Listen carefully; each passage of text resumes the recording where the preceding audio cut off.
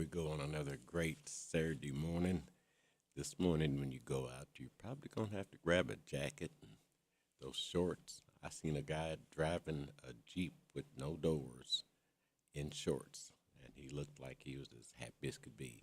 I made me turn the heat up a little bit, but it's chilly out there this morning. So, you know, but as the day goes along, it's going to get a little bit better. So you'll have a great opportunity to go outside and do some things. This morning, I want to talk a little bit about. 'Cause I had to break out my garden list, seasonal garden list for fall because we are definitely approaching it, and I want to go over a few of those things this morning. Um, One of the first things that's on the list is rake your yard.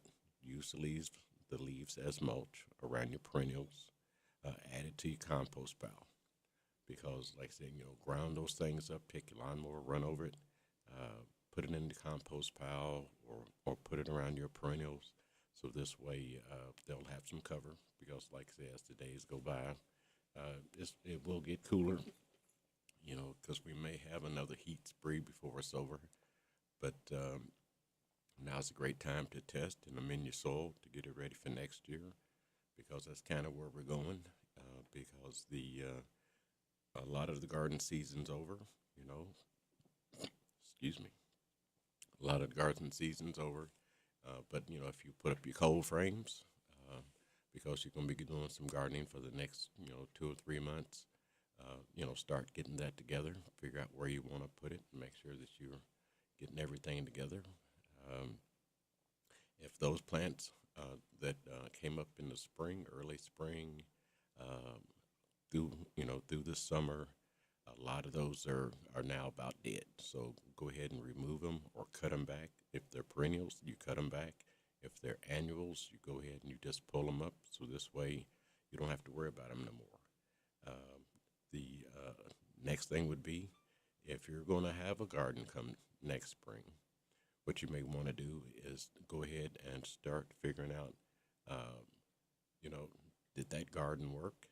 Did you have a raised bed and you want to do something different? Or if you had one that's in the ground, now's a great time to go ahead and redo that garden.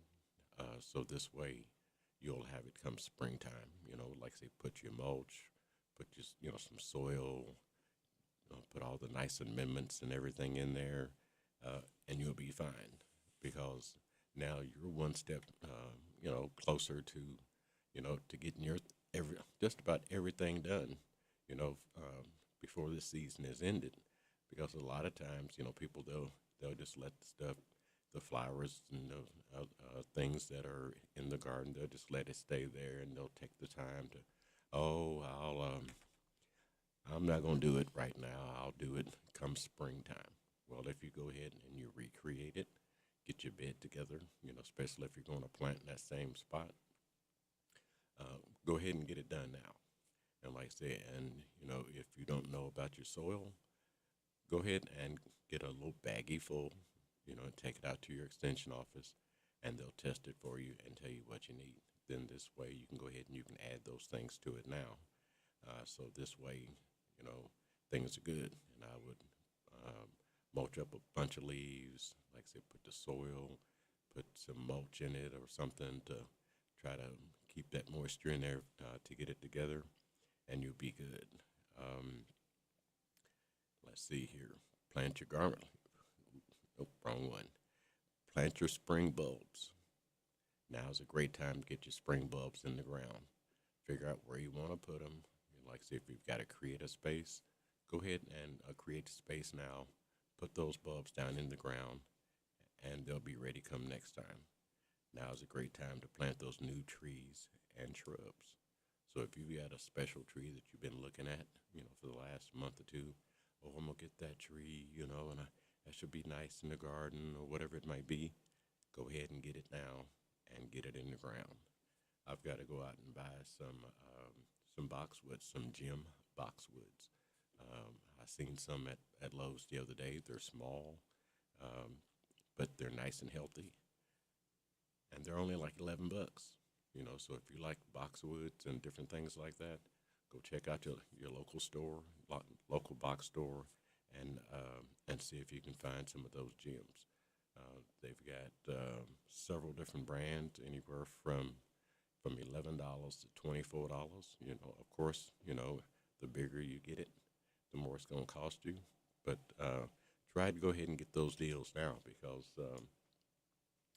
it'll be worth it. Gardening with James. Good morning, James. It's Kurt. How are you today? I'm good, Kurt. How are you? Doing well. Just to really reiterate what you were talking about, getting your gardens ready for next spring. What I would do, and I do this, is get some compost and put it down about an inch or two thick. Yes, sir. Water it in on top of that real good, and then put your leaves on top of that, and maybe do another layer like that, and then cover it with some black plastic and just let it go. Yeah. And then next thing, it'll be primed, and the worms and all the other bugs that's happy will be in there and done their duty and exited stage left. That's right. Big what it makes, Yeah, because we call that spaghetti gardening. You just layer it, an inch or two of this, inch or two of that, and something else that you need in there. Go ahead and throw all that in there, and like say, water it down, and come springtime, you'd be good. Yeah.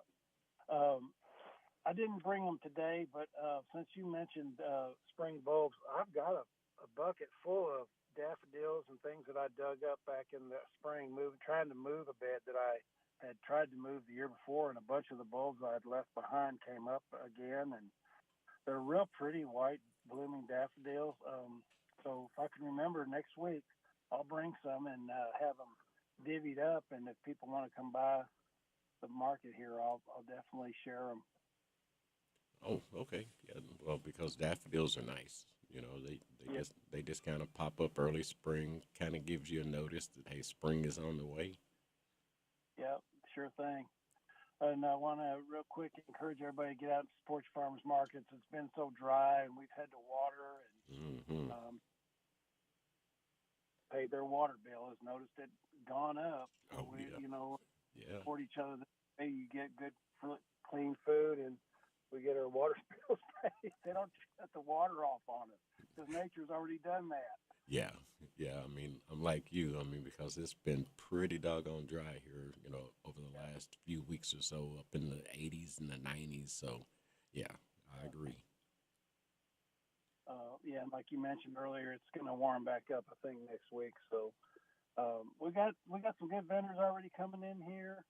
SB Farms, I'll throw them a plug out. They've got some really good pork, and she said they have chicken tenders and brats. So usually get some pork from them. It's really good. And we've got some crafters that are showing up today.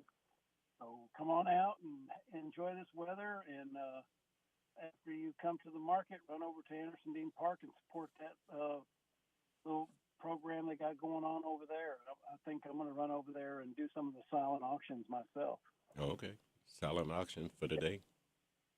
Yeah. Over there at the Anderson Dean Park. I think it's Petals for Chloe. Mm-hmm.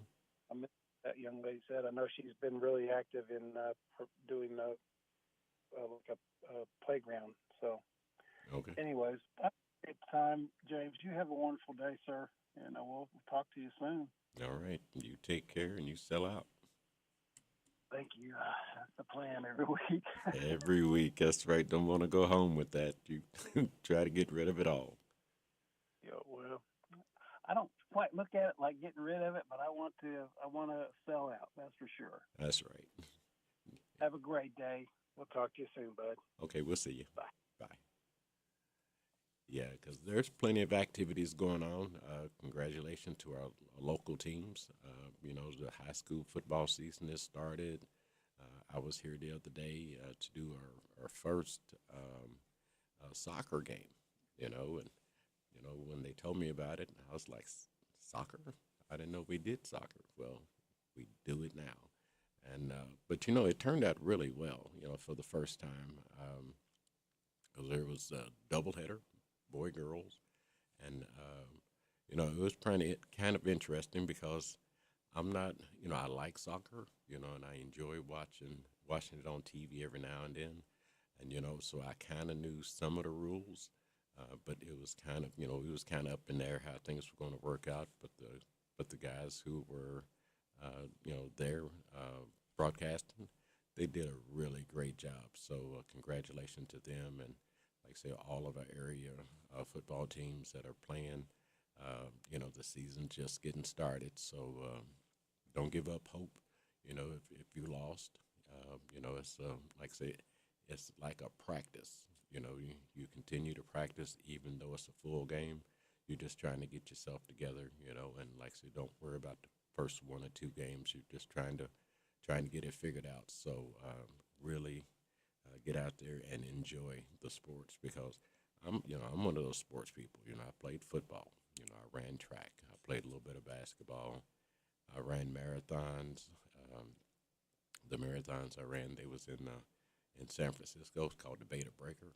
It's like a 7.5-mile run, and for me, I might as well be running to Texas, because I was just wore out after 7 miles. But after 2 or 3 years of that, because my goal was to do it under an hour. I think the first time I ran it, it was an hour and a half, and by the time I got back to the car, I was so stiff, and by the time I got home, I had to sleep downstairs because I couldn't walk upstairs.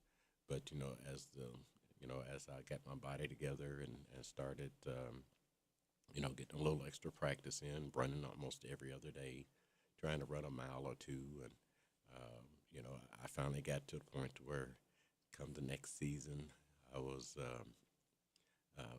my time was better. I think it was like the first time was like a hour and 15 minutes or 20 minutes, something like that. The second time, I think it was like a hour and maybe like 10 minutes. So knocked a little bit of time off of it. But each year I got a little bit better. But you have to want to do it, and you have to make sure that you put in the time, put in the practice, in order to make sure that you're getting where you need to be. Football's no different, because all summer long we practice, we run up and down them hills, we run sprints in this heat, and now that it's cooler, it'd be a little easier on the football players, who are out there practicing. So, like I say, go out there and support your teams. Seems like there was a lot of fans, at the football games. So continue to support our local teams. Tell you what, let me get my break out the way, and I'll be right back. Big deals. 1, 2, 3. Oh, hi, Jenny here. Just counting all the dollars I saved at my local Big Deals online store. What? You haven't saved yet? Get on it. You'll love the great selection of gift certificates at discount prices. They make great gifts, too. And you can shop right from your phone. Nothing satisfies like counting all those savings. Now let me get back to it. 6, 7, 8. Go to hometownlive.net to shop and save at the Big Deals online store. You can also find links to download the free Big Deals Media app for your phone. Works on Apple and Android cells. Shop quickly and access all your mobile Big Deal certificates easily for redemption. You can also easily send a mobile certificate to someone else to use via email. Check it out and join the thousands that save with Big Deal certificates to local businesses. Shop and save with Big Deals at hometownlive.net. That's hometownlive.net. We're so excited. Nice weather's here, and we're going to wet our plants. Buddy Beaver here. Mulch to Go now has Rock to Go. Yes, we've been busy little beavers and expanded to add landscape, rock, sand, topsoil, compost, and more. We have a wide selection to choose from in both bulk and bags. Stop by Mulch to Go for your landscape needs, from pine nuggets, pine straw, cedar, cypress, and playground chips, too. Mulch to Go opens at 9 a.m. Monday through Saturday. Call 859-715-7575. They're located in Harrodsburg on the corner of 127 and Beaumont Avenue. Mulch to Go. Mulch to Go. This is Goldie Goldsmith McNary, inviting you to join me each week for What's Happening Goldie, a talk show that features interesting people about interesting things. We'll learn how to stay healthy and keep fit, and we'll explore the world of entertainment. So join me for What's Happening Goldie. What's Happening Goldie every Wednesday at 10:05 a.m. and Saturday at 8:30 a.m. on WHBN 1420 a.m. and 99.5 FM.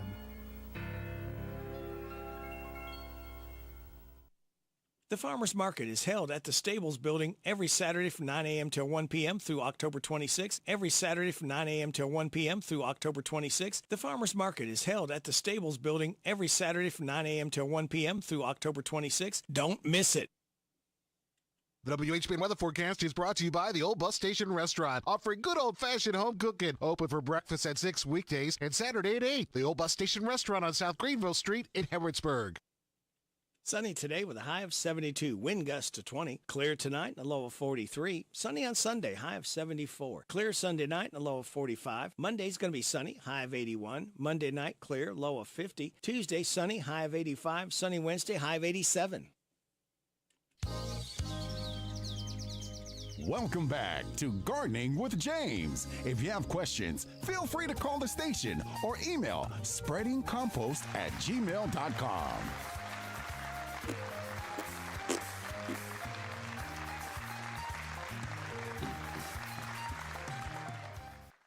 All right, we're back in the garden, and like I say, we're talking about fall things that need to be done. You know, to get them off your list. First one I said was rake up your yard, clean, take the leaves, like I say, mow them up, add them to your compost pile, add them in your garden. Second one was test your soil or mend it. You know, for next year if you're done.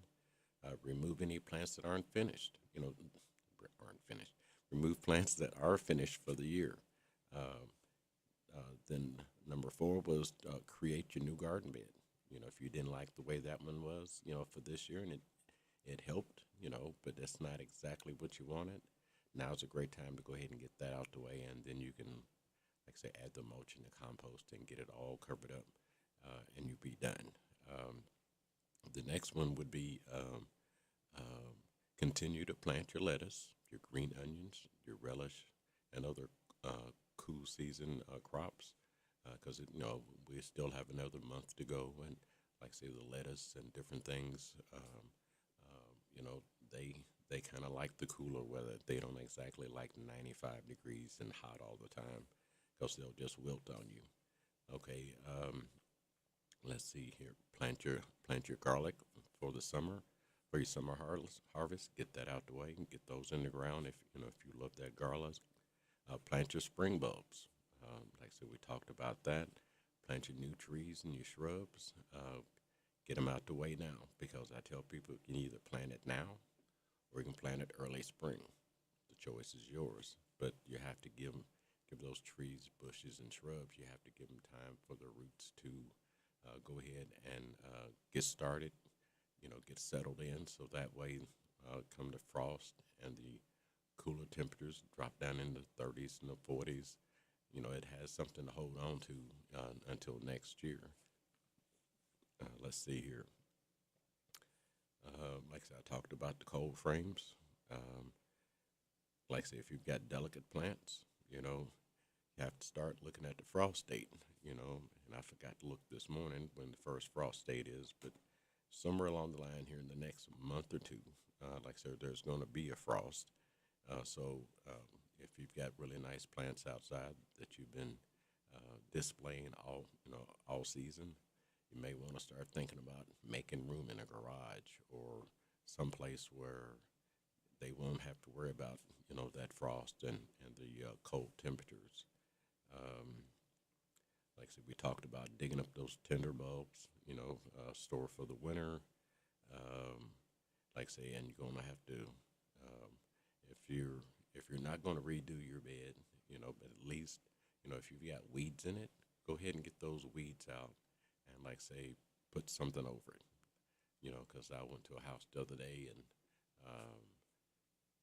this guy, he had just mounds of cardboard, you know, and we spread it out all over where we needed to, because I had already cleaned it out, and then we put some nice mulch on it, and he's ready to go. He's ready for the winter. So, you know, just try to stay one step one step ahead of the seasons. And if you do that, like say, it'll benefit you. So if you just take those few things that I talked about this morning, that'll help you out. Like say, if you're going to grow vegetables, set you up a cold frame or a hoop house. If you do winter garden, So go ahead and get those things all laid out so you can go ahead and get it set up, because October will be here in no time, and a lot of people do. You know, they grow during the winter season or during the cold season. So you can go ahead and get that out the way. And like I said, just keep everything watered. You know, if you've still got vegetables in the ground, and because as Kurt was saying, you know, it's been pretty hot here over the last week, and like I said, we still have at least one or two of those heat sprees coming along. Because looking at let's see, Saturday it's going to be 86. Tuesday next week it's going to be 88. So we're not out of the woods yet. You know, there's slight chances of rain. I'm looking at I think this Friday there's a 47% chance of rain. Apparently we got a little rain last night, because this little thing that I keep sand in for the kids who come by, you know, because we live in a neighborhood, well, in our little section, it's probably got about 8 to 10 kids, and I usually have something with sand in it, because when they come over, what they like to do is they like to just put their hands in the sand, kind of like a therapy type thing, and I noticed that, so I try to make sure there's sand in the container for them to kind of play with while they're standing there. Let's see here. You can divide your perennials. Go ahead and get that out the way, and this way you can take those perennials and put them someplace else you'd like to see a little more color. Like say because somewhere along the line, like I said, we are going to start getting those cold seasons, and like I said, if you're not going to put anything else in those flower pots, you know, they just died, you're done for the season. You know, you can take those and put them in the garage, put them out the way. But the ones that you empty, like I say, you can go ahead and clean those up, go ahead and get them washed, and they'll be in good shape. Looks like my time is up. Enjoyed it. Oh, forgot, last thing, 11 to 4 on Franklin Lodge is a fish fry, $9. It's on Smith Street behind Lexington Avenue Baptist Church, and you know, you get sides and all kinds of different things. So go out there and support the Franklin Lodge from 11 to 4 today, and get yourself a nice little snack. Okay, I'm done. Bye. Thank you for listening to Gardening with James, Saturday mornings on WHBN 99.5 FM, and Tuesdays and Thursdays garden tips on WHIR FM 103.9. If your needs have been met, share it with someone. It will come back tenfold. Hey everybody, this is Derek Gray with the Mercer County Tourist Commission, and we are excited to officially announce the launch of our new app, Visit Mercer County KY. Head on over to the App Store, type in Visit Mercer County KY. You should see the new city logo with the navy background and the white H. Home screen here has attractions, food and drink, lodging, to-do, events, my plan, login, notifications, and tutorials. We are excited about the launch of the new app, and whether you're a local or a visitor, we hope this enhances your experience when you come to Mercer County. Hey folks, Chrysler Cowboy here. When I started my journey in the automotive industry, I learned 3 valuable lessons. 1, have a good product. 2, treat people with respect. And 3, make sure it's a fair deal for everybody. I'm proud to call Anderson County my home, and at Chrysler Lawrenceburg, we want to give you that down-home experience. We offer certified pre-owned vehicles that come with a lifetime engine warranty, free tire rotation with every oil change, and customer service that rivals the best anywhere around. Chrysler Cowboy. If you can't remember that, just look for the hat. It's where you need to be, folks. Chrysler of Lawrenceburg. WHBN Harrodsburg. This is a Hometown Radio Network information update. The city of Lancaster has been awarded more than $370,000 in grants for firefighter recruitment and retention. The Garrett Central Records reporting the U.S. Department of Homeland Security's Federal Emergency Management Agency, or FEMA, awarded a grant totaling $371,450 to Lancaster, expected to be spread over a 4-year period. The Central Record reports that Lancaster Fire is expected to use this grant to address challenges in recruiting and retaining volunteer firefighters, something that's needed in Lancaster with the growing number of 911 calls. Part of that grant will go specifically toward recruitment and retention by hiring a new part-time recruitment and retention coordinator. And archery season for deer opens today in Kentucky. The official launch of the 2024-25 hunting season. Beginning today, the next 4.5 months will include archery and firearms season. I'm Joe Mathis. There are currently no obituaries to report on AM 1420 and 99.5 FM WHBN.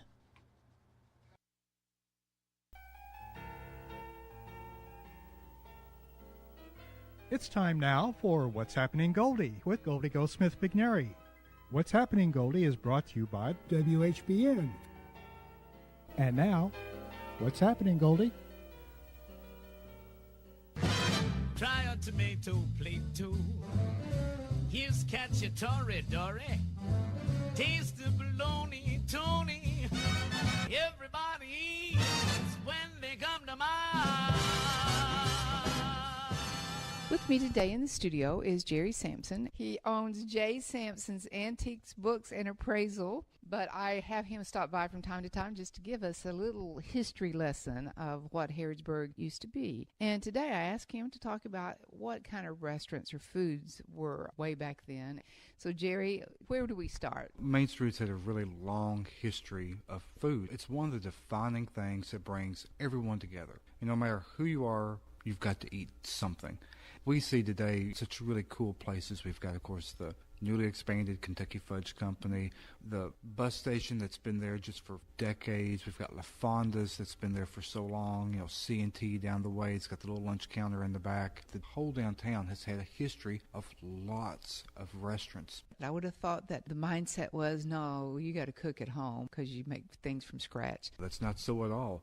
Harrodsburg and the downtown was a much larger city than what we perceive today. Part of the big time was when people left the country and you come to town early Saturday morning and you stayed all day. And food, as we both know, is a form of entertainment. But I'll tell you one thing I discovered. The laws and regulations and safety violations and health codes, especially for these very early places, were just almost non-existent. Because I found that there were restaurants that would be on second floors. There were restaurants that were in basements. And when I say restaurants, they could run anywhere from what we would perceive as like a lunch counter with maybe 5 or 10 people, like White Cottage was at one time. And then you can see places that would have seated 40, 50 people or more. Wow. So can you give us any specific physical locations of some of these restaurants? Sometime in the late 1930s, there was the Home Bakery, and that was right here in your studio. In my building? Is that right? I have very little information on it, but it was just simply called the Home Bakery. Oh, man. Well, we need to do more research with that. I would love to know more about that. Of all the things that I've heard that was here, that was never one of them. And this was back in the 30s, you said? Late 30s, 36, 37, 38, something like that. Well, how cool. So did they offer, like, just bread, or did they offer different things, or do you know? I would assume that they probably offered a variety of things, and it looked as though that there was another business here at the same time. So that could be an example that one was on the second floor and one was on the first floor. There's been such a history. Case in point, the New Fudge Company that just did a great expansion. That's not the first. Even as far back as the early 1930s, that one section where the expansion took place used to be the Royal Cafe, and then it went into the Bluebell Cafe, the Herod Cafe, the Mercer Grill, and then it was in 1989 was Del Rico's Pizza. I do remember the pizza place, but you're saying the place where Cousins used to be, which is now part of the Kentucky Fudge Company, for those of you that haven't been in, had all of these restaurants. Do you know the styles of food or anything? See, I would love to know that kind of thing. I would assume that most of it was just very simple, very home cooking, very southern, very regional. I don't think there would have been anything too foreign. I mean, nothing that we would be excited about today. But then, even after Del Rico's, of course, there was Cousins, and now it's the Fudge Company has expanded over to that side. So, I mean, there's a long, long history. I was intrigued by this one. It could be even as early as the 1870s, and it was somewhere where the city hall is at now. Could have been even in the basement, could have been upstairs, could have been on that second floor, could have been anywhere. I'm not really sure, but it was simply called the Blue Willow Tap Room. I love that. In your building where your antique shop is, wasn't that a restaurant also? That falls into another line that you can take, that we had so many drugstores. Well, all the drugstores had lunch counters. And there was Warren and James. There was my store, which was Jim Drug Store. There was Sutherland Pharmacy, Curry and Morgan. Then you're back up this way, and you're back at Botner's Drug Store or Stagg Drug Store. And they all had lunch counters. Mine was famous for spaghetti and the spaghetti sauce that they had, and, of course, the pies that Mrs. Rice made. What year was that? Do you remember? Jim Drug Store ran from very early 1940s on up until, I think, 1988, 89. And, I had come through that back door many a time and ordered a cherry Coke with extra cherry syrup many a time. I moved into town in the mid-'70s and worked out of town even though I lived here. But when I was in town and had a day off, I would always come and sit at the counter and get, I think it was a grilled pimento cheese sandwich or something. It was just nothing like it. It was great. So what else? Louise Dean the other night said, oh, I remember the Green Parrot. And that was back, I think, in the 20s and 30s.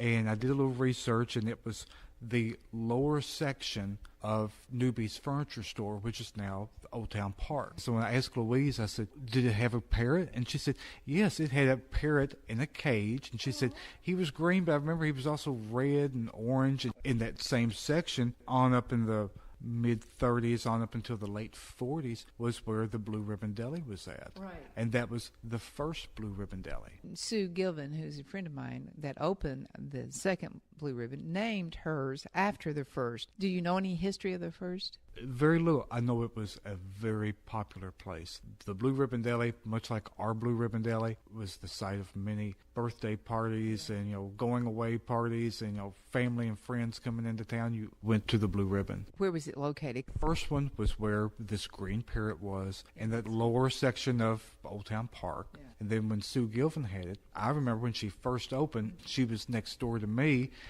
And she was there for maybe about a year, maybe 2 years, and her business was so huge. And then she moved up the street where LaFonta's is at. Then when she sold, there was a couple other restaurants, Freddy's Italian restaurant, and I can't remember. It seemed like there was another, like... There was a name before LaFonta's. I can't think what it was. Either. We're going to take a short break, but What's Happening Goldie will be right back. You're listening to WHBN, The Rooster, 1420 AM and 99.5 FM.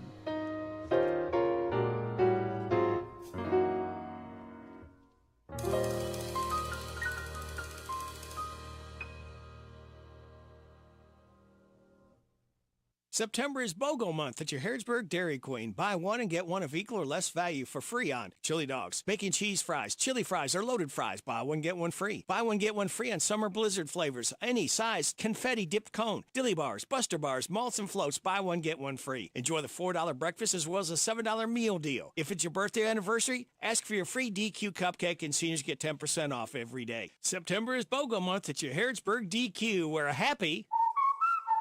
tastes good. The annual fundraising event for Chloe's Petals for Hope this Saturday, the 7th, 11 to 2 at Anderson Dean Park in the Lions Club Shelter. We'll have food trucks, karaoke, silent auction, speakers, treat walk, pet contest, kids games, face painting, and vendors. Chloe's Petals for Hope annual fundraising event this Saturday, 11 to 2, Anderson Dean Park, Lions Club Shelter. You're listening to WHBN 1420 AM and 99.5 FM. And this is What's Happening, Goldie?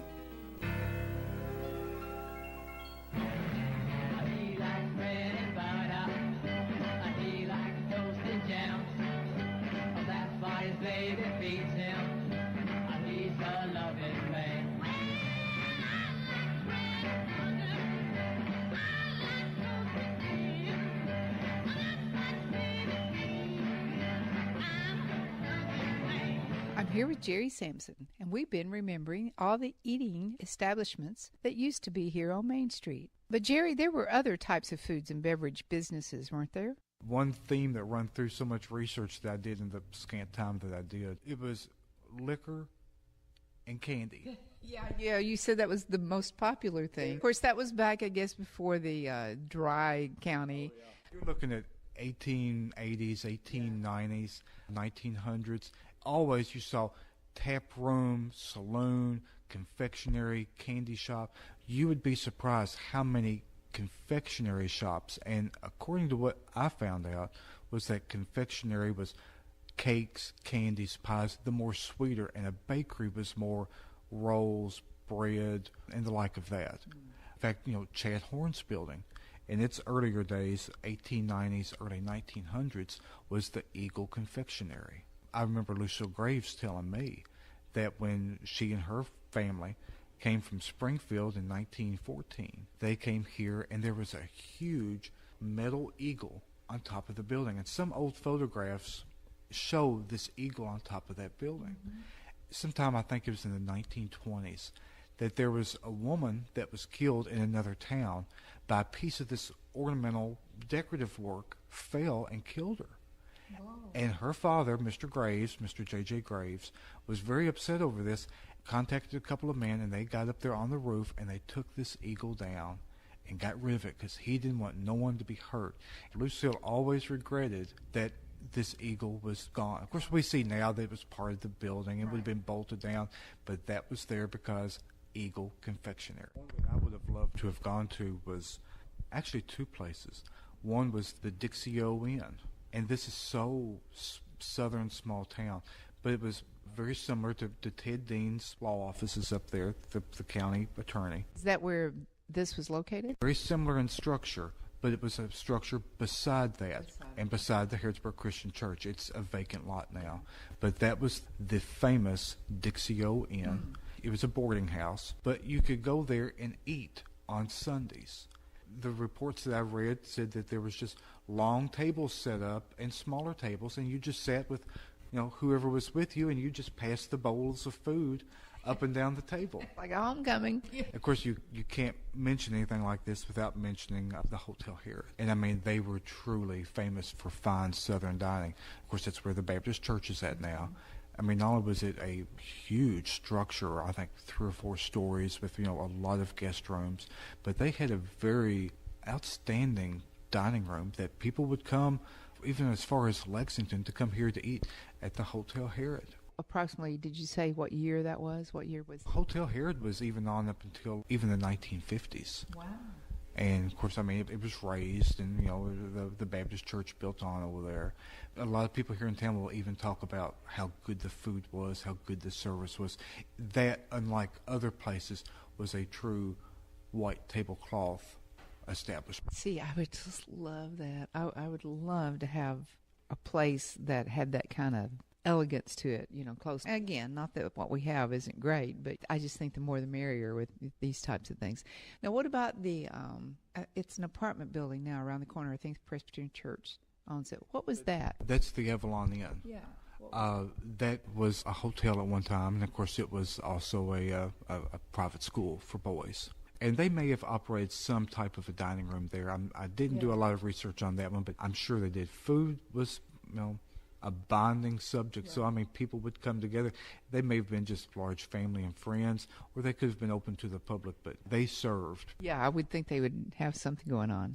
We're talking to Jerry Sampson, and he'll come back in the next segment and tell us more about the restaurants that used to be right here on Main Street in Harrodsburg. What's Happening Goldie will be back after this break. This is The Rooster, WHBN, 1420 AM and 99.5 FM.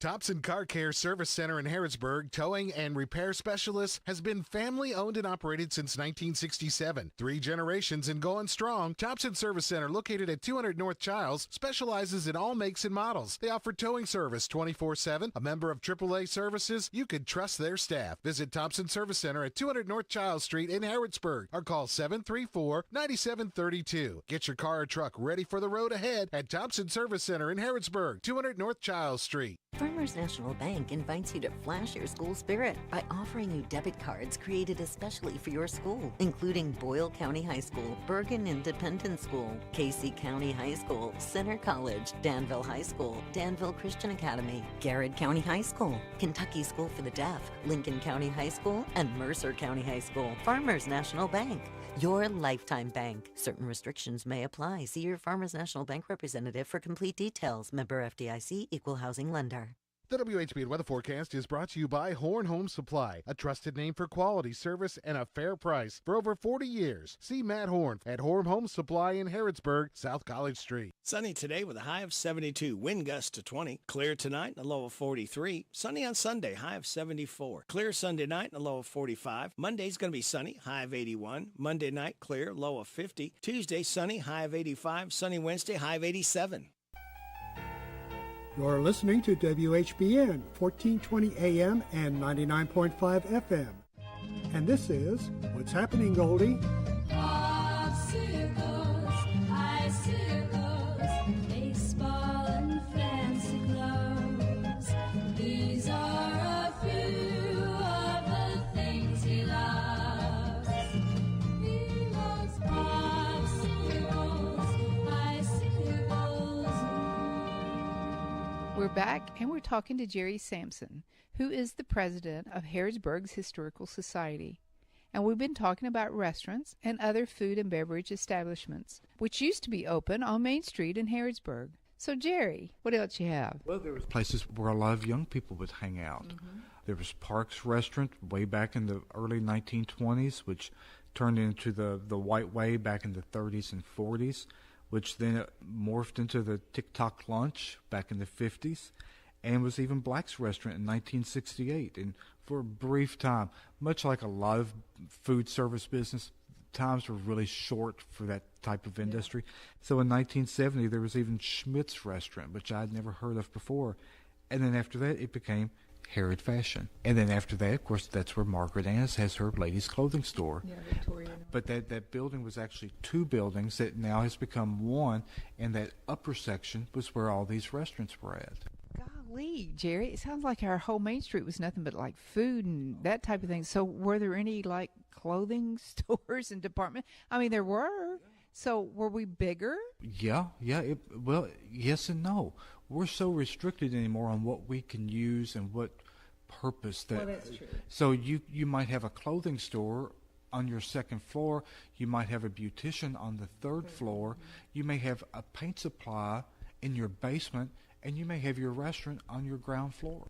That's true. So you could double deck or piggyback businesses back then, which you can't do now. It's just like that little funny little section in back of the courthouse annex there on Office Street. Uh-huh. Well, that too used to be a restaurant. As Harriet Ruby said the other night at the Historical Society, that was the hole in the wall. And it was just a small lunch counter with a grill, and I mean, drink machine, hot coffee, and, it may have seated, 15 or 20 people, but I'm sure that they had one way in, one way out. That's a no-no now. Yeah. I understand the safety rules, but boy, people sure did seem to get by for years and years and years without there being a problem. But it's too bad that those kind of layering can't be done now, because that would be really fun and interesting. Of course, it was so ahead of its time was the ill-fated, Cafe Benjamin. And they tried to do such a grand scale, but they would have fit in so perfectly right now, because it was a restaurant that would have seated 150, 200 people easily. But, of course, that disastrous fire that we both watched that night that just took it down, it was just ahead of its time. But look what that would have been for the Main Street to have had a restaurant of that magnitude downtown. Yeah, it was very unique, very elegant, and very big, and just had a lot of character to it. And it is sad. Well, Jerry, Lord, now you've made me hungry. I'm going to have to go get something to eat. But this is so cool to know. That's just the tip of the iceberg. The research that I did, basically went from C&T up to the other end of Maine. That's not talking about the establishments that would have been on Child Street, on Broadway, on Greenville Street, because they would have had other places that would have been around. That was just strictly right here on the main drag. Now, and this has nothing to do with food, what we're talking about. I was just always curious, because I've heard many times that Main Street used to actually be on Child Street. Is that correct? Yeah, it used to. Do you know the year time frame? You're talking pretty early. That was probably about 1815, 1816. Was when that was deemed the Main Street. And of course, again, there was Morgan's Row. Right. And that was famous as a hotel, as a traveler's rest, that food and lodging would have been available. So even then, even that early, there was a place for food. That's just amazing. Jerry, it's always so interesting talking to you, and I find out stuff that I just absolutely had no clue that there was, and think that I'm not interested in that kind of thing until I start talking to you, and it's like, this is so intriguing and just so interesting. Thank you for always dropping in and giving me a good interview. I was glad to do it, Goldie. We're going to take a short break, but What's Happening Goldie will be right back. You're listening to WHBN, The Rooster, 1420 AM and 99.5 FM.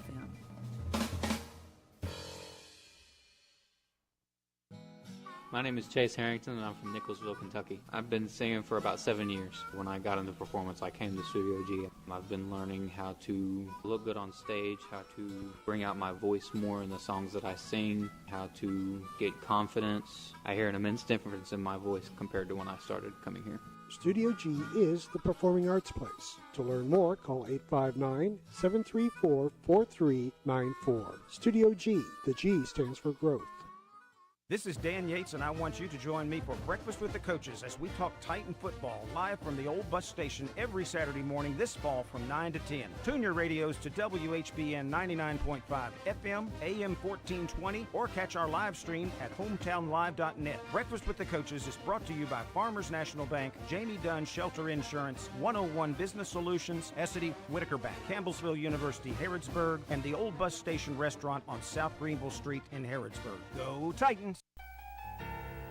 You're listening to WHBN 1420 AM and 99.5 FM. And this is What's Happening, Goldie? I was going to play a song I thought appropriate, Arlo Guthrie's Alice's Restaurant, but that's really a strange song.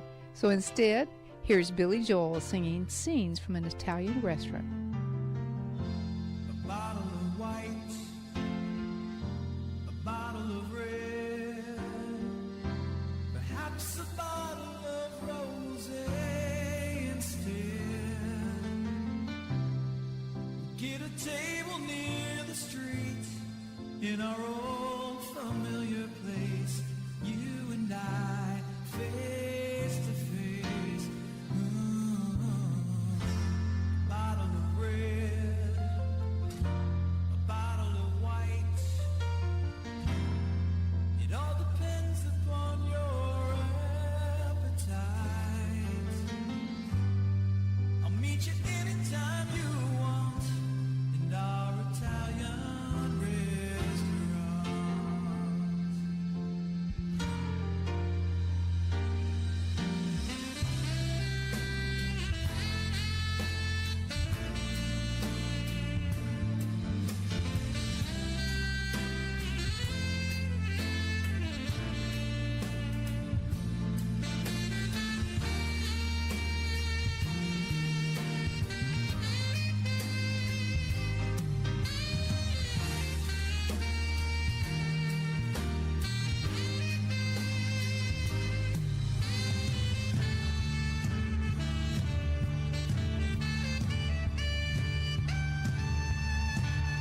Things are okay with me these days. Got a good job, I got a good office, I got a new wife, I got a new life, and the family is fine. We lost touch long ago. You lost weight, I did not know that you could ever look so nice after so much time. I remember those days hanging out at the Village Green. Engineer boots, leather jackets, and tight blue jeans. Oh, you dropped a dime in the box, played a song about New Orleans. Cold beer, hot lights, my sweet romantic teenage night.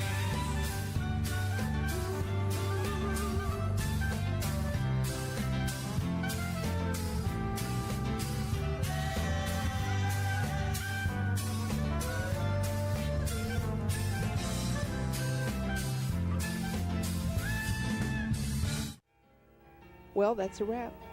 We sure hope you enjoyed today's show. We hope you join us again next week. Until then, I'm Goldie, and that's what's happening. You've been listening to What's Happening, Goldie with Goldie Goldsmith Vigneri. What's Happening, Goldie is produced at Studio G by Goldsmith Vigneri Productions.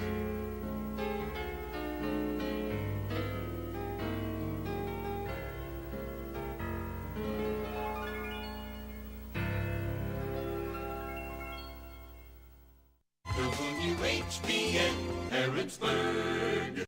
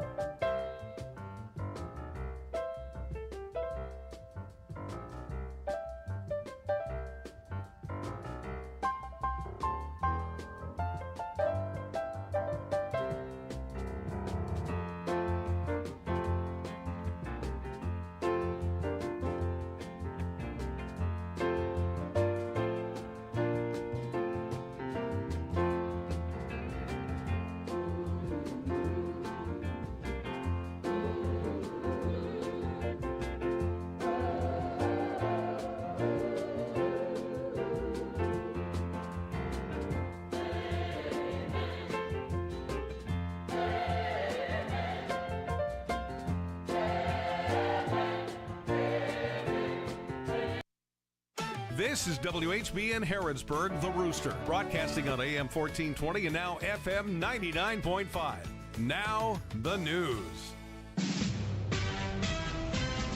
NBC News Radio, I'm Rob Martier. Donald Trump will be meeting and greeting potential voters in western Pennsylvania later this month. Campaign officials say the Republican presidential candidate will discuss the alleged threat China poses to U.S. agriculture during a September 23rd campaign event in Smithton. The meeting will be hosted by former U.S. Ambassador to Germany Richard Grenell and former U.S. Representative Lee Zeldin. Both men are senior advisors with the Protecting America Initiative, whose website says its mission is to stop the threat of China. Today, Trump will hold a rally in Wisconsin. Meanwhile, former President Dick Cheney says he will vote for Kamala Harris over his fellow Republican. Cheney's daughter, former Wyoming Representative Liz Cheney, recently said both she and her father will be voting for Harris, citing, quote, the danger that Donald Trump poses. Boeing's Starliner spacecraft has returned to Earth. Touchdown. Starliner is back on Earth.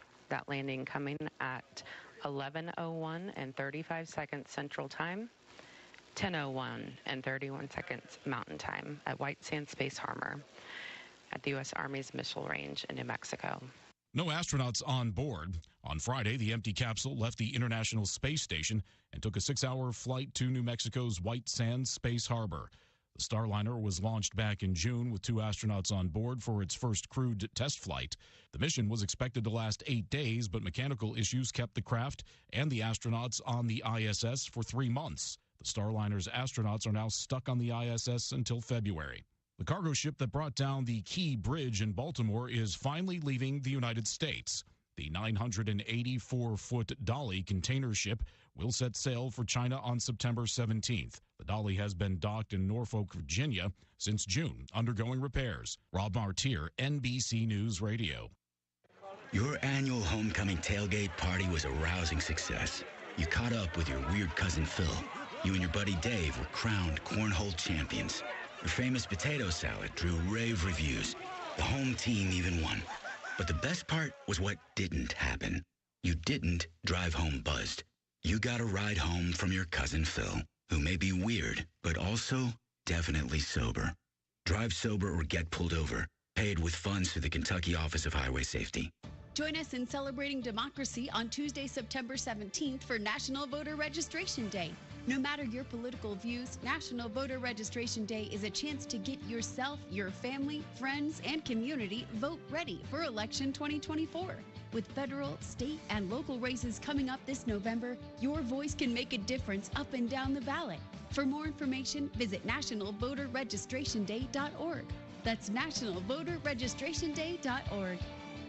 More companies are dialing back diversity initiatives and distancing themselves from the advocacy group, the Human Rights Campaign.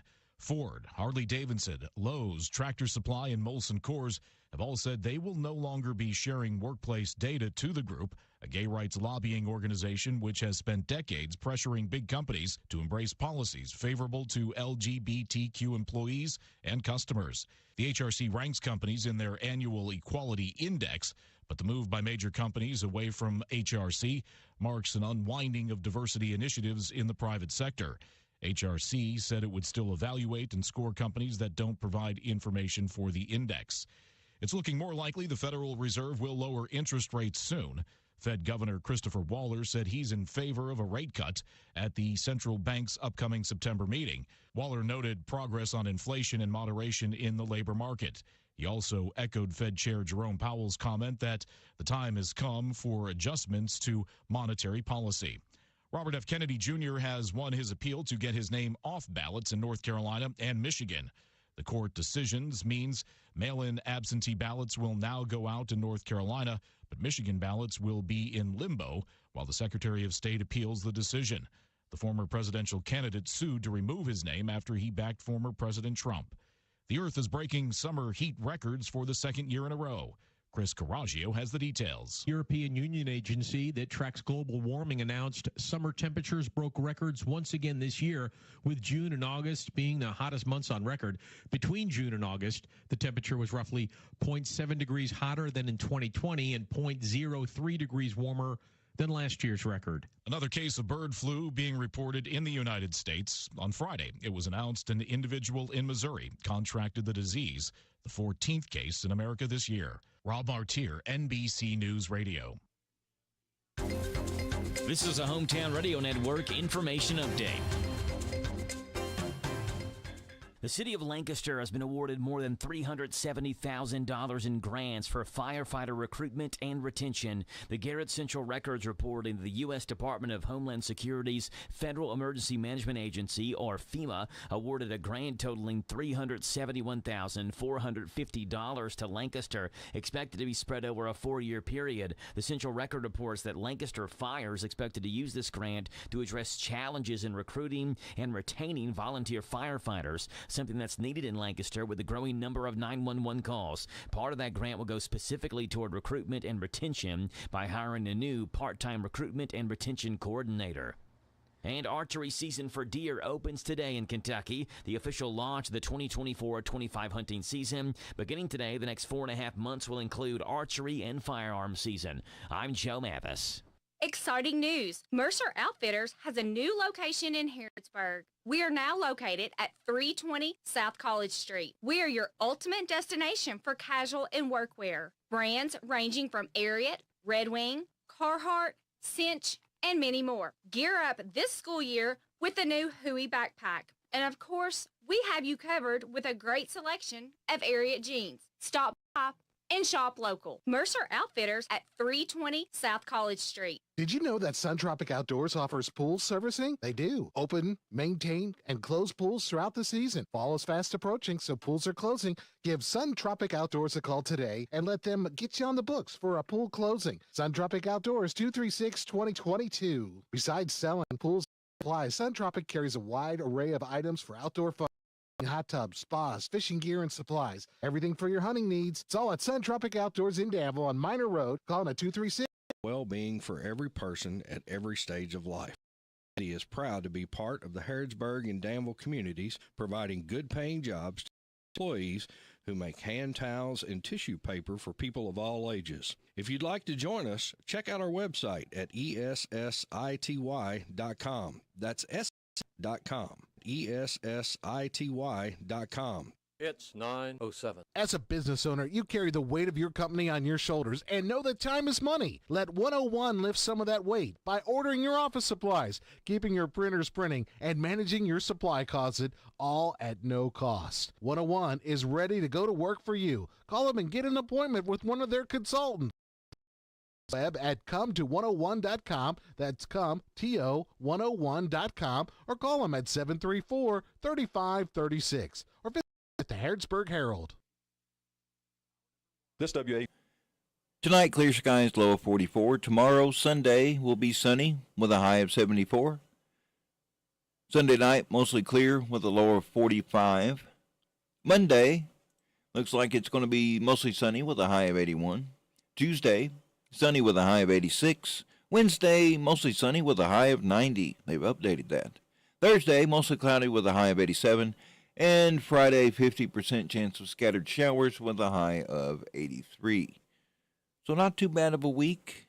I know the rain we got a little bit last night kind of cooled things off. We're at 57 degrees right now. And now it is time that we head over to the Old Bus Station Restaurant with Dan Yates, Coach East, and the coaching staff, maybe even some of the players of the Mercer County Titans for Breakfast with the Coaches right here on WHBN.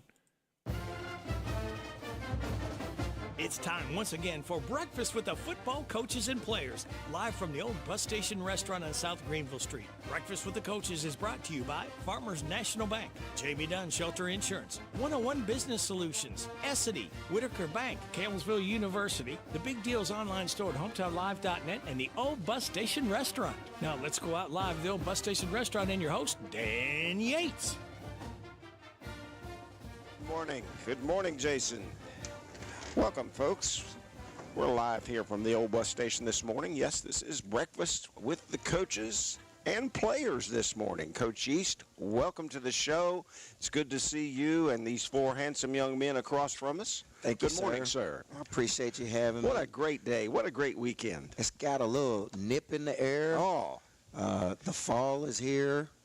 The Titans won on Thursday. Thursday night, Coach. And I'm going to go watch my boy play on Sunday. Nice. So you will be headed up to Detroit. Mm-hmm. Not a bad trip, but how has his season been so far this year? They ain't started yet. It's first game. Okay. All but right. our season, Titans, are Right. 1-2. Amen. Right where we want to be. Amen. Coach, Thursday night ball game. I know that was a little bit different in your schedule, but obviously a terrific outcome. Well, we never really want to play on Thursday unless it's absolutely necessary. But in this situation, we had no choice. Shortage of officials. There's a shortage of officials, and it was more in their area than anywhere else. And if you notice, there were 3 games that got scheduled on Thursday, and they were all in the Louisville area. Yeah. So ours was one of the games that got moved to Thursday out of the however many.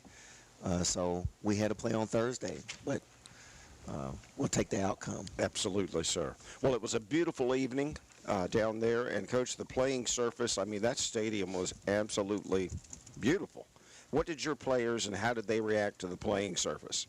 I mean, it's turf. You know, we've been on turf many times. Yep. I think most of our guys would rather have turf until they step on the field over at Alvis Johnson Field and absolutely get on that grass where it's like turf. Right. But they do have a nice facility over there. I think our players, we played on turf the week before, you know, Right. over at Woodford County. So very nice facility, nice field, nice stadium, nice setup overall. But we went over and did what we need to do and came out with a win. Yes, sir, you did. Coach, let's talk about the first one. 10-11 remaining in the first. It was Cox on a 27-yard touchdown pass from Drakeford. Butler's kick was good, 7-0 right out the gate. Yep, that's pretty good, man. You know, you got a sophomore, Michael Cox, who gets out, and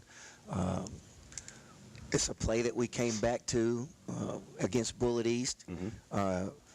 You know, we really praised him in the meetings because he ran that hitch and go. And I said, hey, man, this is the best hitch and go we've seen since I've been here in 3 years. I kept watching he the was replay. wide open, but we got sacked on the play because, you know, we didn't pick up a blitz. But, you know, we came back to that on second play of the game. He ran the route exactly the same. Exactly. And this time we were able to get the ball off, and Ashton made a really, really good throw. And he made a really good catch because he had to stretch out. He really did. So it was his first varsity touchdown, so really happy for him. Absolutely. He was very excited about Number it. 9, Michael Cox. Proud of him. 4:33 remaining in the same quarter. It was Baughman on a 31-yard touchdown run. Butler's kick was good. The score is 14-0. Just a 31-yard touchdown run? I mean, I think he had the whole stadium and everybody go crazy. I know we did on the sideline because he pulled out the truck stick twice. He did. And you Coach, know, we knew he was a heck of a football player and that he was going to be a game changer, but we didn't know he was going to put his shoulder down and run over people too. That was a heck of a football He player. added some categories to his style. Not only the hits that you're talking about, but the 360-degree spin on the run. But you know, if you really think about it, I mean, shoot, he's running straight downhill right at that safety, untouched. Yeah. I wonder why. Yeah. because we good job up did front. A great job up front, Coach. We have so much fun watching your linemen play tackle to tackle up top. Not to exclude the tight ends, which also had a couple of great blocks the other evening, but yeah, we're just excited, Coach. If we could get our offensive line to be aggressive, we'd be okay, Coach. You're generating no smiles from the gentleman across the table, number 55, Gavin Rodriguez. That's because I'm trying to get him to get on everybody and say everybody be as physical as me and play as hard as I do on the football field. Absolutely. Because he's a lineman, and he's big, and he's real strong. He's quiet type. He's the quiet type. I said, dude, if you just open up your mouth and say, come on, let's go.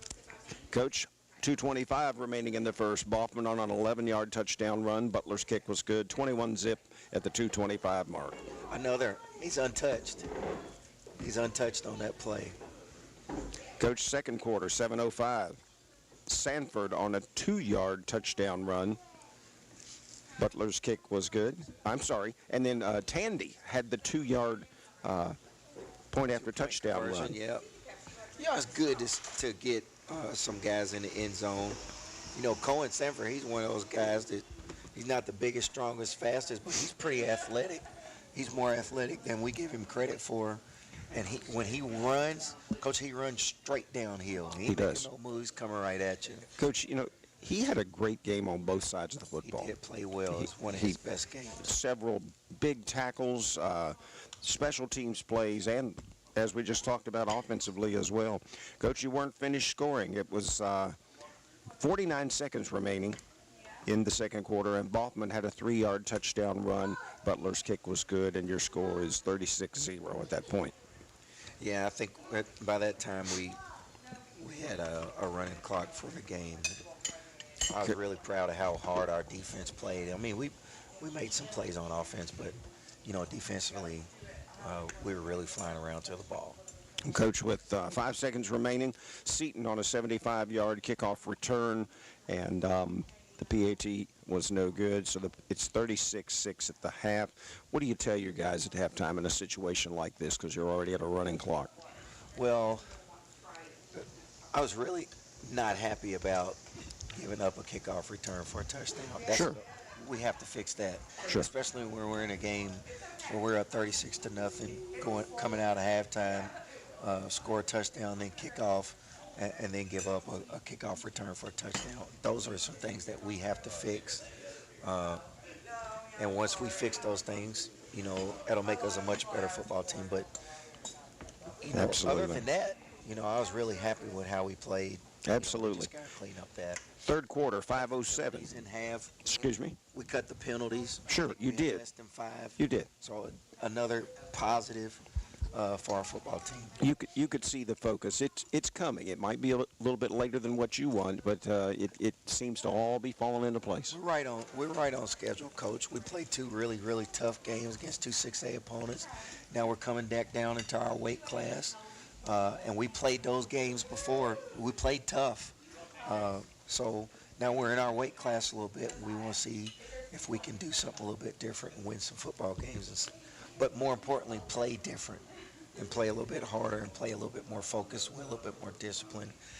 And I've said the last 2 weeks, I really like my football team. I know that. And I have repeated your comment across this town all week long, Coach, because I was just to hear that statement. I mean, that really tells everyone about the ability of this football team and their dedication to the game and so forth.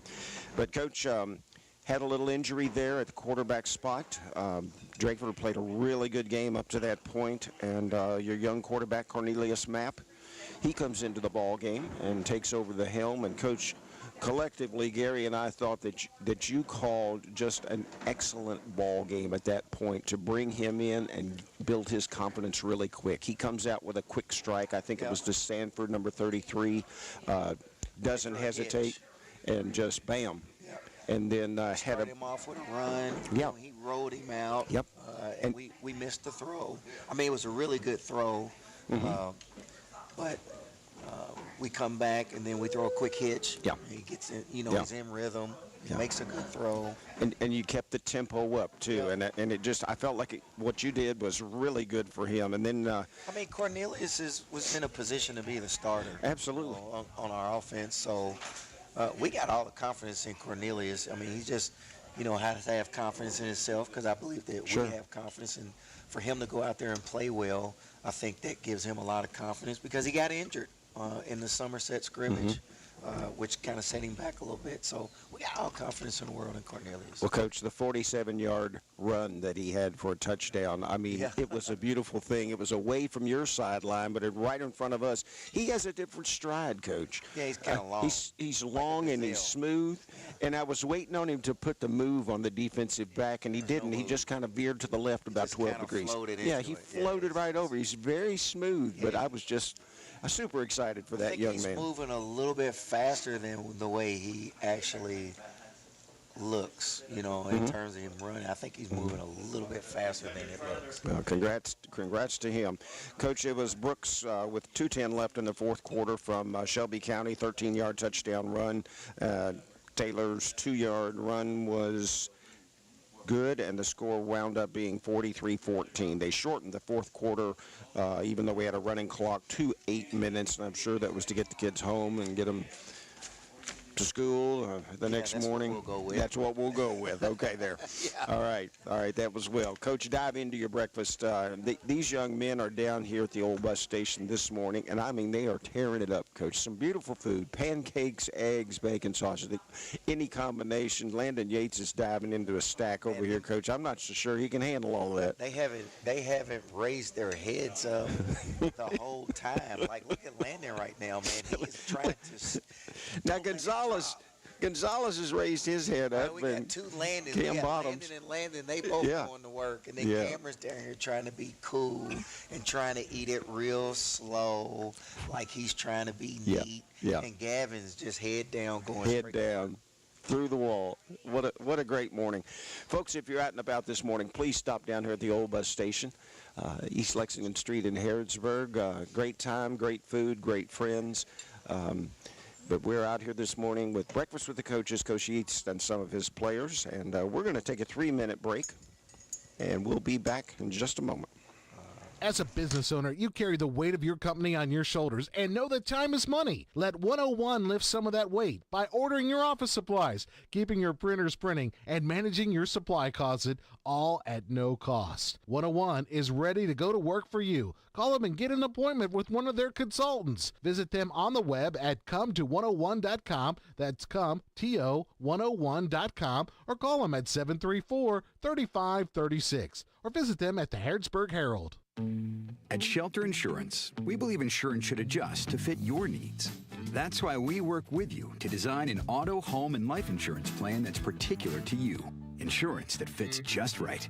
And Shelter is known for our award-winning customer service, satisfied customers, and a plan for you. Ready to check us out? Shelter Insurance. We're your shield. We're your shelter. I'm Jamie Dunn, your local Shelter Insurance agent. We're your shield. We're your shelter. Hi, folks. Mike Gay here, HR Manager with Essity. It's game time, and at Essity, we support our local high school teams. If you're cheering from Titletown for Danville, Boyle County, or DCA, or in Harrodsburg rooting for the Titans or the Bulldogs, or supporting those Golden Lions of GC and Lancaster, remember that Essity is on your team. 70% of our employees reside in these fine communities, and we are your biggest fans. That's Essity, ESSITY.com. Farmers National Bank invites you to flash your school spirit by offering you debit cards created especially for your school, including Boyle County High School, Bergen Independent School, Casey County High School, Center College, Danville High School, Danville Christian Academy, Garrett County High School, Kentucky School for the Deaf, Lincoln County High School, and Mercer County High School. Farmers National Bank, your lifetime bank. Certain restrictions may apply. See your Farmers National Bank representative for complete details. Member FDIC, Equal Housing Lender. Hey, Joe Mathis. Yes, Radio Rick. It's the 21st season of the Pigskin Report. We're back Monday evenings from 6 o'clock until 7 with interviews with the head football coaches from Danville, Boyle County, Mercer County, Garrett County, Lincoln County, Center College head football coach Andy Fry, and UK head coach Mark Stoops. We'll broadcast live from the Harrodsburg Dairy Queen. The DQ of Harrodsburg Pigskin Report, Mondays from 6 o'clock until 7 on 103.9 FM WHIR, 99.5 FM WHBN, and HometownLive.net. It's 9:24.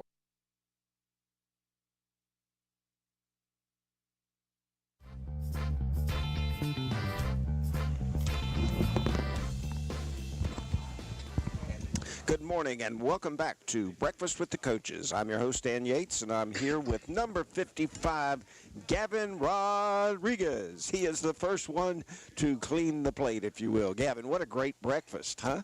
Yes, sir. All right, talk to me. Let's talk about football. How much fun did you have Thursday night? I had pretty nice amount of fun because, I was on defense and we just kept hitting them in the mouth and making a stop, getting off the field. Well, I tell you, you see these little tick marks by your name right here? Yeah. This is what I had in front of me during the ball game. And between you and Sam Horn, I thought there were some spectacular plays there. But what I really enjoyed, Gary True and myself, was the simple fact that we knew J.J. Goodman was not going to be playing, going to get him a little healthier before we bring him back. And but the rotation of young men, for instance, the young man next to you, number 8, Landon Gonzalez, number 10, Trenton Berry, number 11, Myron Russell. You guys were rotating in there as well as Tandy, and you were rotating at both sides. And I thought, you've got Horn and Rodriguez there in the middle. They've got that pretty much sewed up, but that rotation of young men around you, and they did a really good job. Yeah. I think we did a great job just, trying to get the stops and, just hit them in the mouth. That's all I got to say about that. Yeah, but I for those guys to get that kind of clock time and get that experience on both sides of the ball, and I just thought that was really good. But what was the playing surface like for you the other evening? I walked across it. I noticed it was really soft, much softer than what you were on the week previous. Honestly, I don't think it really affected me. I just went out there and played ball. What was your favorite part of Thursday night's game? It wasn't hot and it wasn't cold, so it was. Started out at 81 degrees. It wound up being 77, I think, by the end of the game. But beautiful stadium. But I thought your defense played extremely well. Yeah, for sure. What's your favorite part of the defensive game? Stopping the run, for sure. So tell me about your buddy Sam Horn that plays down there next to you. You guys are just like this tandem down there at the defensive guard position. He's a year behind you. He's a junior, right? Yeah, he's a junior. Mm-hmm. He's starting to get up to speed. He didn't play much I don't think he played last year because he was hurt. Mm-hmm. Well, good for him. It was just good. It was good to see you two holding things down there in the middle. So what do you think about next week? We've got Danville coming in here. What do you expect to see? I'm not really too worried about Danville. It's just, for us, I think it's another mental week. We just got to clean up things, put everything together. Coach said you had 2 really good days of practice last week. Yeah. It's really just about the mental things. It's not too much physical because we're in shape. We just got to stay mentally tough. Yeah. And you got to stay healthy. Yeah. Well, Gavin, it's wonderful to talk to you this morning. I know we'll talk again this year, but very proud of the way that you play the game of football. And you want to give a shout-out to anyone this morning? Shout-out to my team and shout-out to my mom. Okay. Who's your mom? Her name is Lisa Garcia Medina. All right. Nice. Well, Gavin, thank you very much. We've passed the other set of phones down here to number 2, Cam Bottoms. And Cam, we've had you on here several times, but again, welcome this morning. Thought you once again had a good game as well Thursday night. What was your favorite part of it? I'd say Probably just being on defense the whole game. Yeah. I feel like our defense, we played really good and we had fun. Well, I tell you what, there were a couple of plays that broke open for Shelby County, and I noticed your all's pursuit angles, and I noticed we commented on how fast our secondary, our outside people were getting to the football, even when it was to the opposite side. I'm sure you probably practice these pursuit drills or whatever, or maybe it's just the running that you get in practice to get in shape. No, yeah, we're definitely all in shape, and one of our defensive coordinators' big thing is running to the ball every play. So we've just gotten to a habit of doing it. One of the categories that Mercer County has been strong in, especially since Coach East has been here, is interceptions. And, you know, we went the first game, we didn't have any, and now we look down and going into Thursday night's game, we had 3 picks, and you had one of them, and Shemmy Brigman and Ashton Drakeford have the others, but that category is going to grow. That's one that we see that just, you know, game 4 or 5, all of a sudden everybody's grabbing one and adding to the category. Yeah. What's it like to break on the ball? And know you're going to come away with it. It's just, I don't know. You just see the ball come up on it. You know it's yours. You got to take it. It's a tough job, especially, you know, when the receivers going vertical and keeping yourself in the right position and not getting called for interference, but getting your head around. But I think you guys do an excellent job in coverage. But your team speed to the ball, even with our linemen, you know, there were several instances the other night we had 8 and 9 hats on the ball, and that's what defense is all about. So how do you see the next week and as we progress down the schedule to get to our district opponents? I'd say we just got to work. Everything will be mental, really. Next week, I'm not really too worried about Danville. I think we just got to prepare mentally, really. You got to stay focused on our own team. Yes, sir. Yeah. Cam, let's go a different direction. What are you going to do with when you graduate? What do you want to do after school, after high school? I'm going to college for sure. Mm-hmm. I want to get a degree in physical science. Okay. Or anything physical. I'm into that. Nice. And I want to play football in college. Good. Well, there's your goal. There's your goal. Where though? Wherever I get a chance. Nice. So it doesn't seem like it's been that long for us outside of the team, but from day one to where we're at right now, how has this team improved since your first practice, since double sessions, since your summer camp? Work ethic, chemistry. Mm-hmm. I really think we just all bought in. It's interesting you say that. Chemistry, it's so important. It's so very important, you know, and I think that's one of the assets about this football team and both teams that in the past 2 years, Coach East and Coach Smith have molded together. You all have good chemistry. You're good people. You help each other, and you can just tell there's a bond there. Yes, sir. I think that's why it's so much fun to interview you guys. And, you know, it's just crazy good. That's all I can say. Yes, sir. The team is together a lot, so we just... Nice. All right, you want to give everybody a shout-out this morning? Shout out to the team, coaches, and my family. Okay. Cam Bottoms, number 2. Great game the other night, as well as Gavin Rodriguez, number 55. We're going to take another break, give our sponsors some airtime, and when we come back, we'll be talking with number 18, Landon Yates. Big Deals offer is out of this world. It's Cosmic Bowling. Experience bowling with an outer space-like atmosphere. Black lights, strobe lights, and pattern lights accent the hit music that beats over the speakers. The lights and music effects make it an out-of-the-world experience. It's all at Galaxy Bowling and Entertainment Center in Richmond. Go have a lot of family fun with our Big Deals Pizza, Pins, and Pepsi party.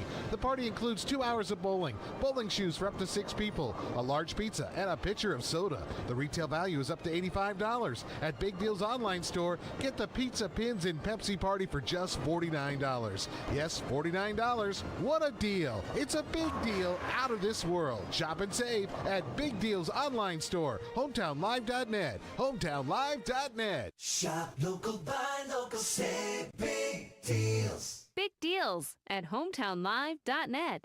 Ever dreamed of transforming your future? At Campbellsville University's Conover Education Center in Harrodsburg, your journey starts today. Dive into a high-quality educational experience guided by top-notch instructors. It's more than learning.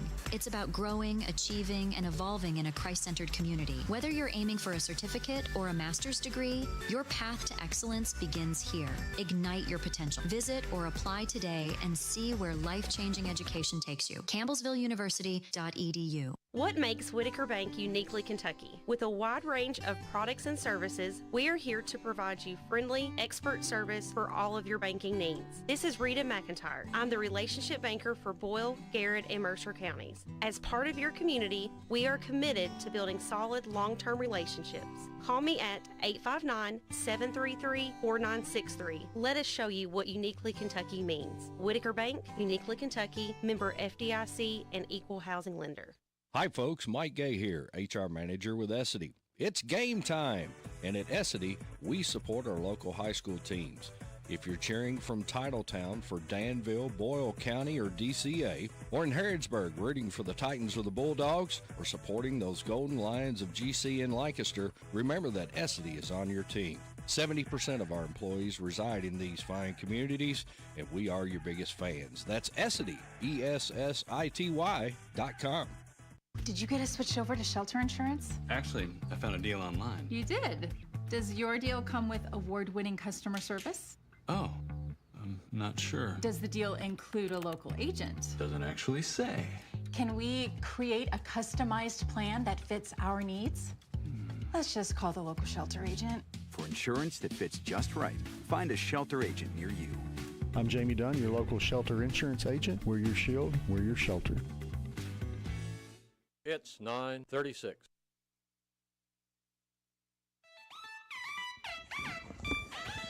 Good morning and welcome back to Breakfast with the Coaches. We are here live from the old bus station in downtown Harrodsburg. Folks, if you're out and about this morning, stop on down here and have a little breakfast, a little brunch, a little time with your friends and families. We are having a great time down here this morning with 4 very handsome Mercer County Titans and their handsome coach as well. And when I say handsome, I got number 18, Landon Yates, and number 8, Mr. Gonzalez. Put your headphones on there. We're going to talk to you here. I want to welcome you guys down here this morning. Once again, thought you played a great ball game the other night. I'm going to start with Landon, number 18. Landon, I'm all about tight ends, and I think since Coach East is off the phone, now is our time to lobby for more passes to the tight ends. You and number 33, Jacob Sanford. But I love watching you guys. I love what you do in the pass scheme. I love how you get off the ball on the vertical routes or the primary stages of the route that you're running. And I think you do a great job blocking. I mean, and the tight end has those multiple responsibilities. What's your favorite part of the position? I think my favorite part has turned to getting the ball more just because, I love making the plays and just having coach be able to see those plays that I can make that I don't get to see make too often. Yards after catch, in other words, right? Well, I tell you what, you and Sanford, number 33, you have a different style, but it's so much fun to watch you guys, especially when you go down and block inside. I've seen some great blocks. The other night you had a couple yourself. What's it like to go down and seal a linebacker like that and know your running back's going to bounce and skate and get outside? It makes it fun just because I know just off the rip, especially with the team last night and a lot of other teams, I know I can block everybody that I am assigned to, so I just know I can just beat everybody. What's your favorite part of the game overall? Now, I know you've been adding some heavy time on the defensive side. Do you like the defensive side of the ball? I love defense, especially now with linebacker and just me being able to play really good. It's really turned one of my favorites. Well, it's you and Gage Bennett and Cohen Sanford, the three linebackers inside. And I thought, and again, I keep bringing up Gavin Rodriguez and Sam Horn, but between you 5 guys, you pretty much, you shut down the middle the other night against Shelby County. Oh, yeah. The middle was just shut down. No questions about it. Nice. And for all the pieces of the puzzle to work together like that, it's got to be a great feeling. It is, especially because me and Gage weren't getting touched by linemen too often, so it's just free straight to the ball. Yeah, what do you mean you weren't getting touched? Nobody was coming down on you? No linemen were coming up to me and Gage, Okay. so it's just very easy to get to the ball. All right. Good deal. Good deal. And I know you have several keys and things that you have to progress through, but it's a busy spot at linebacker, isn't it? It is, but it's also a very fun spot just because I get to make a lot of those tackles and just be like a leader on defense. See, now, if Coach thinks you're going to be a defensive guru, now he's not going to throw you the ball on the offensive side, huh? That's unfair. I love it. I thought your young quarterback, Cornelius Mapp, did a very good job stepping in after Ashton Drakeford. I think he did as well. Yeah. Of course, can't wait to see Ashton get back, but, you know, who knows? He may come back in the receiver's role. I mean, the way Coach he's got kids that he can juggle like that, and it's just fitting them into the piece of the puzzle. I would love to see Corny really step into the quarterback spot just because then it really opens up a new offense with Ashton on the outside. Sure. And everybody else just on the regular spots because then it really is versatile with everybody. You know, when you look at football teams over the years, there are guys that are going to, you know, take the route off if they know they're not going to be throwing the ball or they assume they don't. One thing I've always complimented Coach Yeast's teams is that you guys that are in the route package, you're off and you're on the route, and I mean you are flying downfield. So how do you keep that intensity up? Is it a practice thing that carries over into the game? It's that just also knowing that we have to do it because no matter what, like, you could think you're not going to be open, but you always could end up open. There's always a window, yeah. Always something where I could just stop and get the ball. Right. That's awesome. Awesome. Okay. You want to give anybody a shout-out this morning? Shout out to the football team because, like, we're really starting to step up to where we are, and shout out to my family who really supports me and everything I do. I know your family was in front of me last week at the Velazzi Bowl, and they were almost the first couple in the stands up there, but I know we get a lot of family support for all of you players here, but you're fun to watch, Landon Yates. You and this football team, you were a lot of fun to watch the other night. Thank you, sir. Okay, Coach, I'm going to get I'm going to get number 8 on the line right here, Mr. Gonzalez. Welcome. I mentioned your name earlier, Landon. You're the second Landon we got on this morning. You played a good game the other night. It was fun to see you rotating in there at that D tackle position. Yes, sir. Do you like the defensive side of the ball? Yeah, I like defense better than I do offense. Mm-hmm. I like being physical. Yeah, that's obvious. That's obvious. I just like hitting people in general. As I mentioned earlier, you guys were flying to the ball the other night. Yeah, we were making sure we were doing our jobs. Mm-hmm. And of course, we had Landon engaged and them to cover our backs if we made a mistake. But who's your position coach? Meach, his name's Coach Johnson. Mm-hmm. Okay. Well, he's done a good job with you guys, obviously. Yeah. Tell me about practice. Are you a practice player? Do you enjoy practice? I enjoy practice. I would say.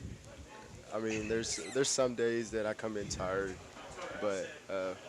Coach, he's staying up too late. Now we're getting the information out of him, huh?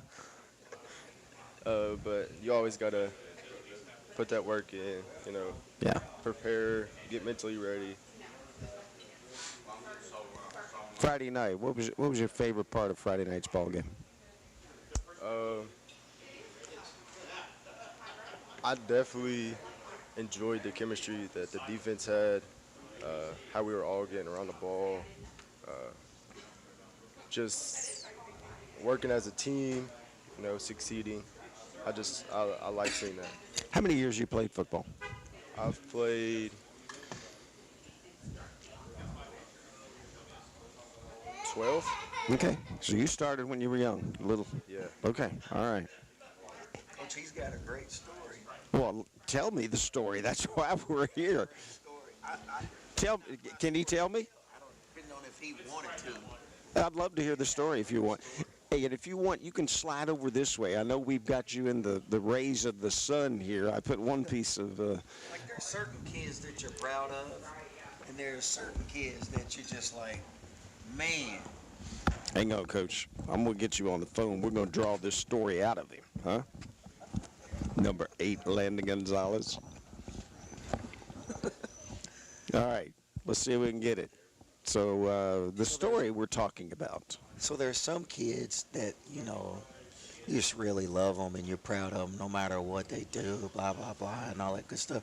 And then there's some that there's something about them that it's like everybody can draw inspiration from. Mm-hmm. And he's got that kind of story. Okay. Now it kind of comes back to me. I know part of it, but yeah.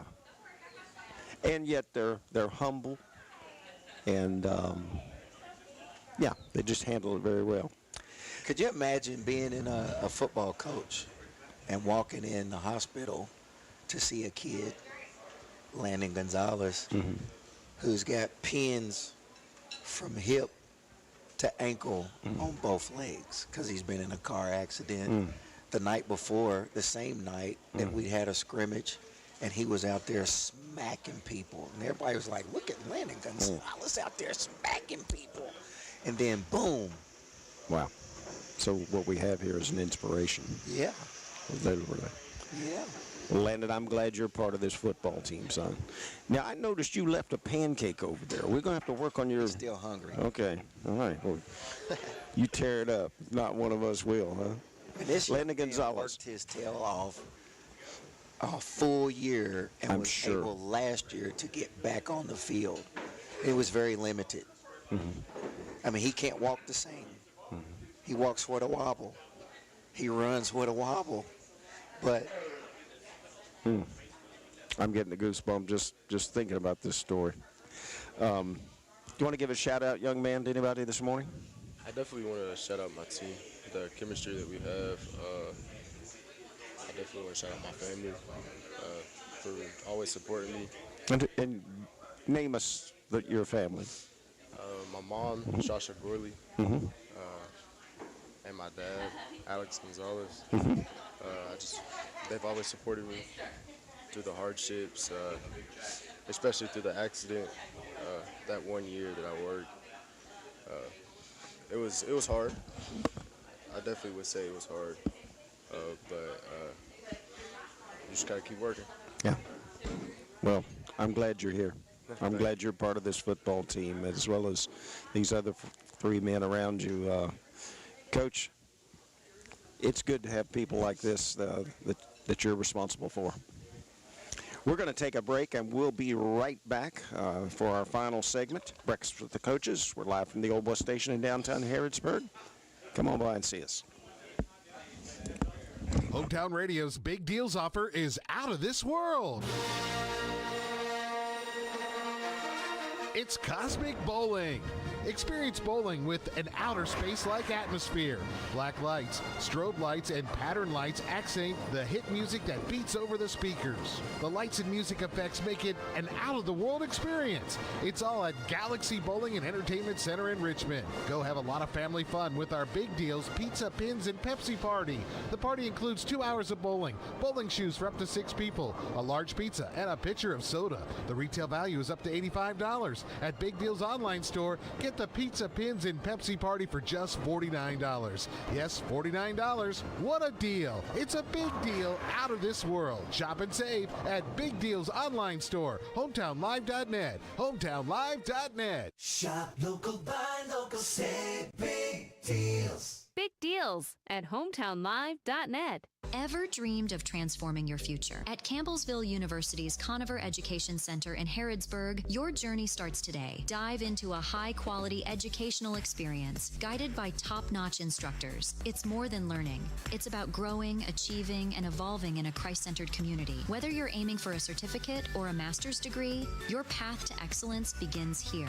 Ignite your potential. Visit or apply today and see where life-changing education takes you. CampbellsvilleUniversity.edu. What makes Whitaker Bank uniquely Kentucky? With a wide range of products and services, we are here to provide you friendly, expert service for all of your banking needs. This is Rita McIntyre. I'm the relationship banker for Boyle, Garrett, and Mercer counties. As part of your community, we are committed to building solid, long-term relationships. Call me at 859-733-4963. Let us show you what uniquely Kentucky means. Whitaker Bank, uniquely Kentucky, member FDIC, and equal housing lender. Hi folks, Mike Gay here, HR Manager with Essity. It's game time, and at Essity, we support our local high school teams. If you're cheering from Titletown for Danville, Boyle County, or DCA, or in Harrodsburg rooting for the Titans or the Bulldogs, or supporting those Golden Lions of GC and Lancaster, remember that Essity is on your team. 70% of our employees reside in these fine communities, and we are your biggest fans. That's Essity, ESSITY.com. Did you get us switched over to shelter insurance? Actually, I found a deal online. You did.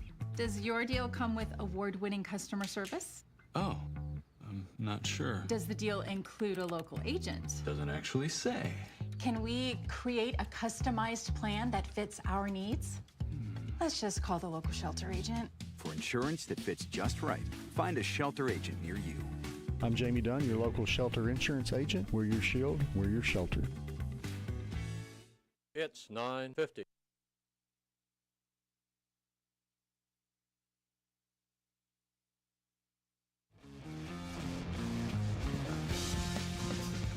Good morning and welcome back to Breakfast with the Coaches.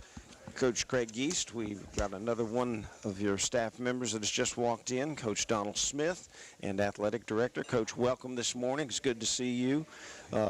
It's just good to watch you guys coach us on Thursday, Friday, Saturday night, whatever night we play.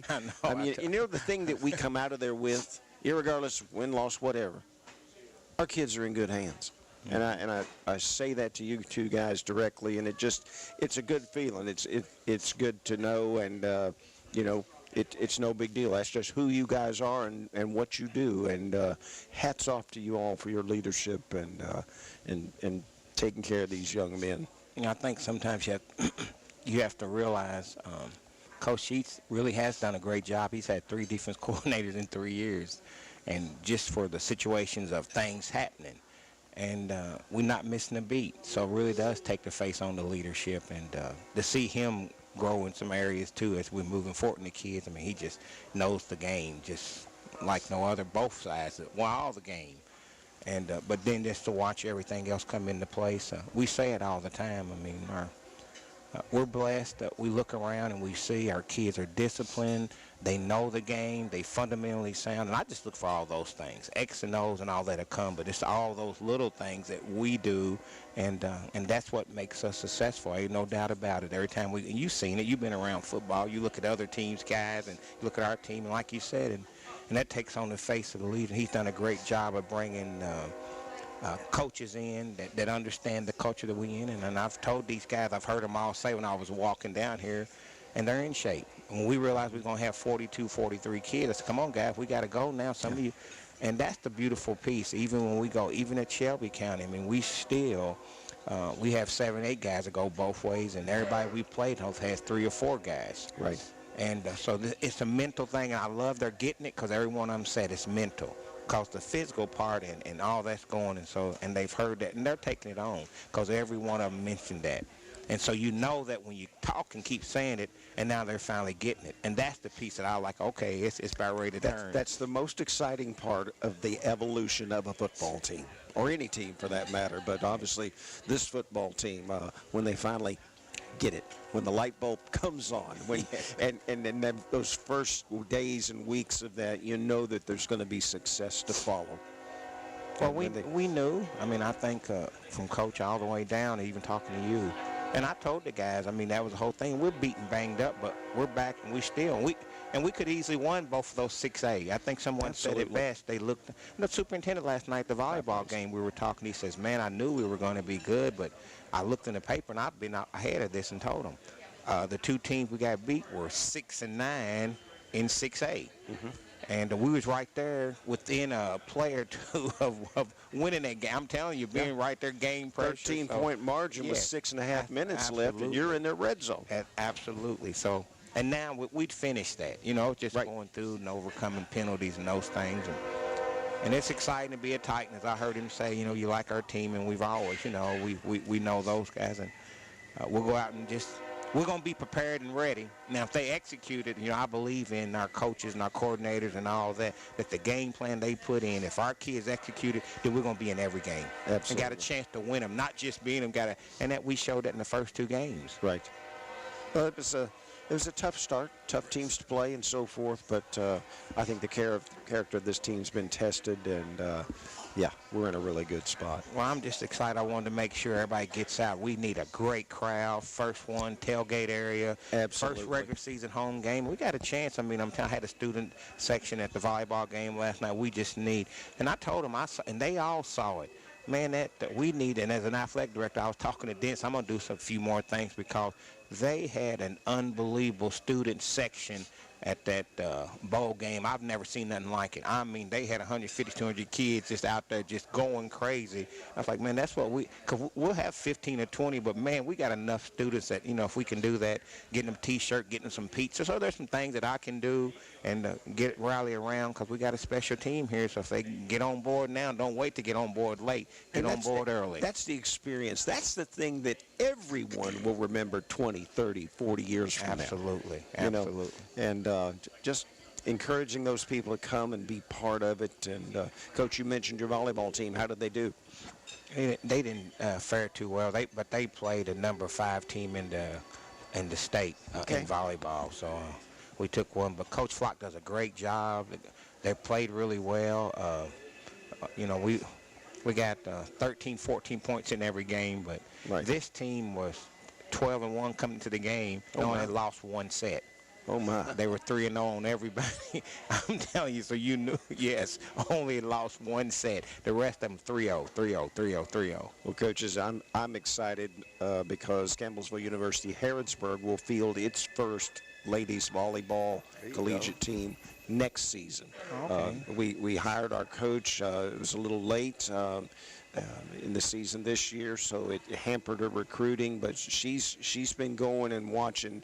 And, I talked to her the other day. I said, I'm excited for the local young ladies in our market right here who may not be an SEC or a D1 school player, but yet still want to compete as a female athlete and still get a great education. So we're excited about it, just being able to offer ladies volleyball. But Coach East, when are you leaving for Detroit? Probably, my wife says 11 o'clock, but I figured it'd probably be about 12. and that's for you to get the rest of your stuff ready, right? No, my stuff, it takes me 5 minutes. I'm sure. I'm ready to go. All right, Coach. So what do you expect to see when your son and the Rams play the Lions this weekend? I don't know. I just hope they win. I hope he does whatever it is they ask him to do, and he does it well, and he does it hard, and he does it full speed. His team has success, and then he starts the game healthy, and then he finished the game healthy, so he can move on to the next one. Nice. Coach, we've got a few more opponents before we get into district play, but looking down the road, Pulaski Southwestern, good football team. I heard you say that South Warren did defeat them last evening. I know South Warren's always a good football team, but, Southwestern, they've been good in the past few years. They're still good. They're still good. The last time I checked, I've been here for 2 years and we ain't beat them, so they're good to me. Well, I think the outcome's going to be different this year, but we'll be playing them up there. Of course, they've got those crazy lights up there, and, the other night at Shelby County, I knew the new lighting system was in, but I wasn't expecting it, and then they finally scored and all that blink, off-on stuff. And, I mean, it goes pitch black. I wasn't prepared for it. I thought the power went out the way they did it, the way they said. I had a flashback to the Garrett County game that we finished up over at Lincoln County. In the old days, those were what we call accidents. You got to move to another field. But, it's all good. But, gentlemen, how's everything academically going at school this year? Everything is going well. I try to do my part with making sure that our academics are good. I communicate with the teachers. They communicate with me if there are some issues, and I communicate with the players. I got a lot of guys that want to go to college.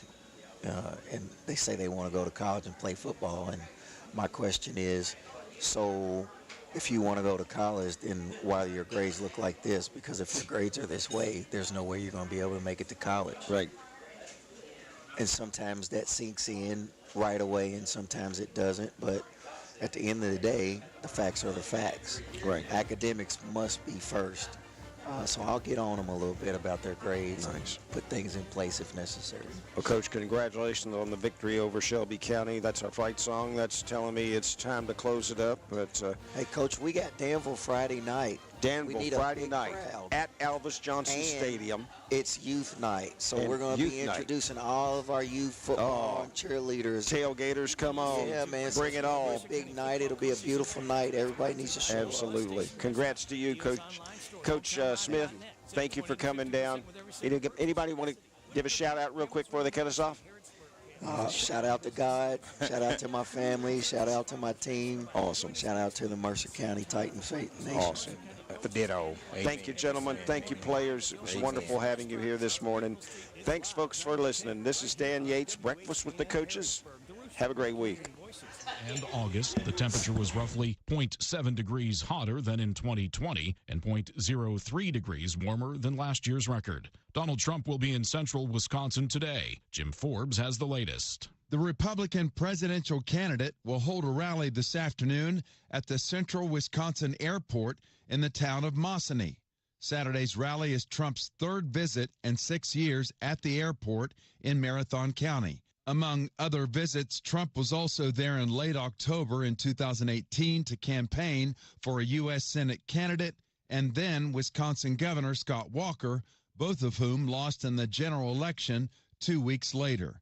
Dozens of major business leaders are throwing their support behind Vice President Kamala Harris. 88 leaders issued a joint letter on Friday saying the best way to support the, quote, strength, security, and reliability of our democracy and economy is by having Harris in the White House. Among the signers are billionaire Mark Cuban, former 21st Century Fox CEO James Murdoch, LinkedIn co-founder Reid Hoffman, and former NBA star Magic Johnson. Authorities are releasing the identity of a student who was seriously injured in Wednesday morning's shooting at Appalachia High School. Local media sources say 15-year-old Melanie Garcia must undergo multiple surgeries after she suffered a single gunshot wound to her shoulder. The bullet reportedly damaged some of the tendons and connecting tissue between Garcia's right shoulder and arm. As of last night, the incident's death toll included 2 students and 2 educators. Another 9 people, 8 students and 1 teacher, were injured. Rob Martier, NBC News Radio. Join us in celebrating democracy on Tuesday, September 17th for National Voter Registration Day. No matter your political views, National Voter Registration Day is a chance to get yourself, your family, friends, and community vote ready for election 2024. With federal, state, and local races coming up this November, your voice can make a difference up and down the ballot. For more information, visit nationalvoterregistrationday.org. That's nationalvoterregistrationday.org. You may have been born to be wild, but you weren't born to be dead from a needless motorcycle crash. So when you're even just a little impaired, You do not get your motor running. You do not head out on the highway. What you do is get a ride from a sober friend, a taxi or rideshare service, or public transportation. Because you may be looking for adventure, but you're not looking for trouble. Please ride sober. Paid with funds through the Kentucky Office of Highway Safety. Boeing Starliner spacecraft is back on Earth. On Friday, the unmanned capsule released from the International Space Station and began its 6-hour journey home. The Starliner landed at New Mexico's White Sands Space Harbor late Friday night. It launched to the ISS back in June with 2 astronauts aboard in its first crewed test flight. The mission was expected to last 8 days, but mechanical issues kept the craft and astronauts up in space for 3 months. Those 2 astronauts will remain in space until February of 2025. A new study suggests a link between nighttime light pollution and an increased risk of early-onset Alzheimer's disease. Scientists at Chicago's Rush University Medical Center analyzed light pollution maps for 48 continental states. What they found is that high nighttime light intensity is the top risk factor for Alzheimer's in people under 65. So they're recommending using blackout curtains or sleeping with eye masks, especially if you live in an area with a lot of light pollution. They also recommend installing dimmers in your home and reducing exposure to blue light, which can affect sleep. State officials confiscated a 13-foot, 80-pound Burmese python from an upstate New York man late last month. Danny DiCrescenzo reports. The New York State Department of Environmental Conservation said that on August 28th, it got a complaint about an illegally owned snake in New Hartford. When an officer responded and found it in a massive tank, they reported it to be healthy and still growing. The DEC then had the snake taken to the Fort Rickey Discovery Zoo in Rome, which has the permits needed to house Burmese pythons. The snake's owner was ticketed for possessing wildlife as a pet. He said he was not prepared for how fast the snake would grow. The Tonight Show starring Jimmy Fallon will soon start airing just 4 nights a week. NBC announced the late-night talk show will start to air new episodes only on Mondays through Thursdays this fall. Repeats will air on Friday nights. Rob Martier, NBC News Radio.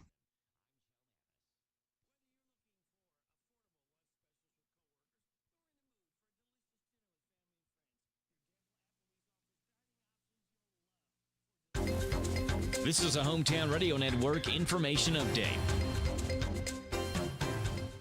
The city of Lancaster has been awarded more than $370,000 in grants for firefighter recruitment and retention. The Garrett Central Records reporting the U.S. Department of Homeland Security's Federal Emergency Management Agency, or FEMA, awarded a grant totaling $371,450 to Lancaster, expected to be spread over a 4-year period. The Central Record reports that Lancaster Fire is expected to use this grant to address challenges in recruiting and retaining volunteer firefighters, something that's needed in Lancaster with the growing number of 911 calls. Part of that grant will go specifically toward recruitment and retention by hiring a new part-time recruitment and retention coordinator.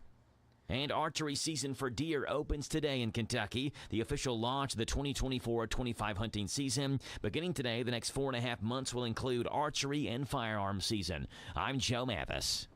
KSR, Kentucky Sports Radio, where you never know what you'll get. There's hoops, there's shenanigans, there's rigmarole. With Matt Jones. Pay me! All done for the love of sports. We're an hour and a half into the show.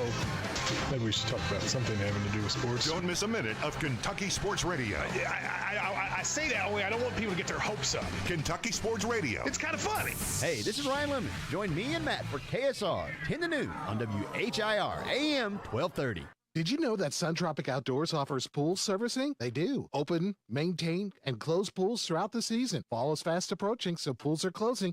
Give Sun Tropic Outdoors a call today and let them get you on the books for a pool closing. Sun Tropic Outdoors, 236-2022. Besides selling pools and supplies, Sun Tropic carries a wide array of items for outdoor fun, including hot tubs, spas, fishing gear, and supplies. Everything for your hunting needs. It's all at Sun Tropic Outdoors in Danville on Minor Road. Call them at 236-2022.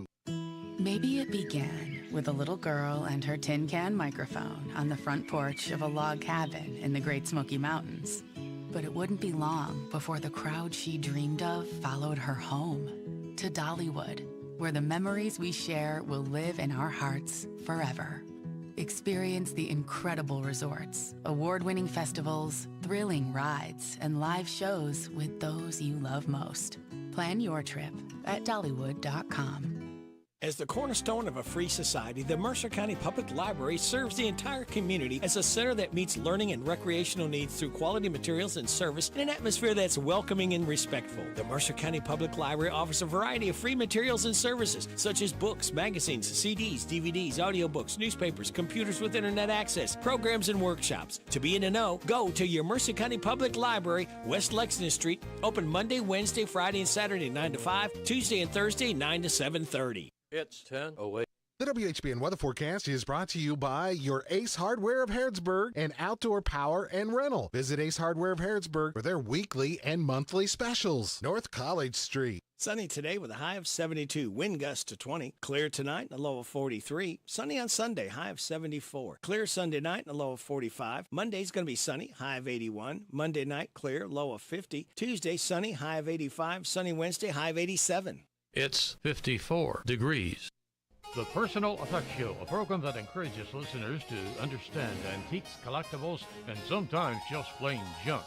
The Personal Effects Show airs each Saturday morning on WHBN FM 99.5 and AM 1420 after the 10 o'clock news with Jerry Sampson, your host, who interviews collectors, dealers, experts, and others.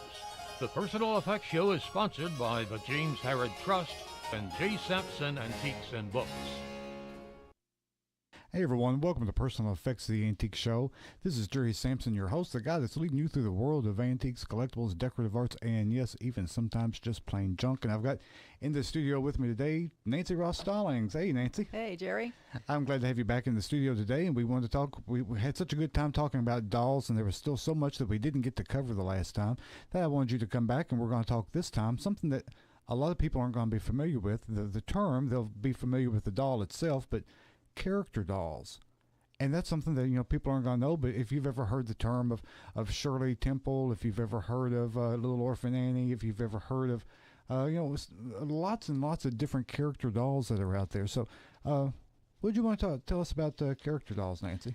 Well, character dolls are kind of a genre of doll. They're not something that typically people think about at first as a doll that somebody would play with. And in essence, some of them were not. Some of them were basically shelf objects that were collected by adults rather than small children, although certainly small children were sometimes given these dolls for toys as well.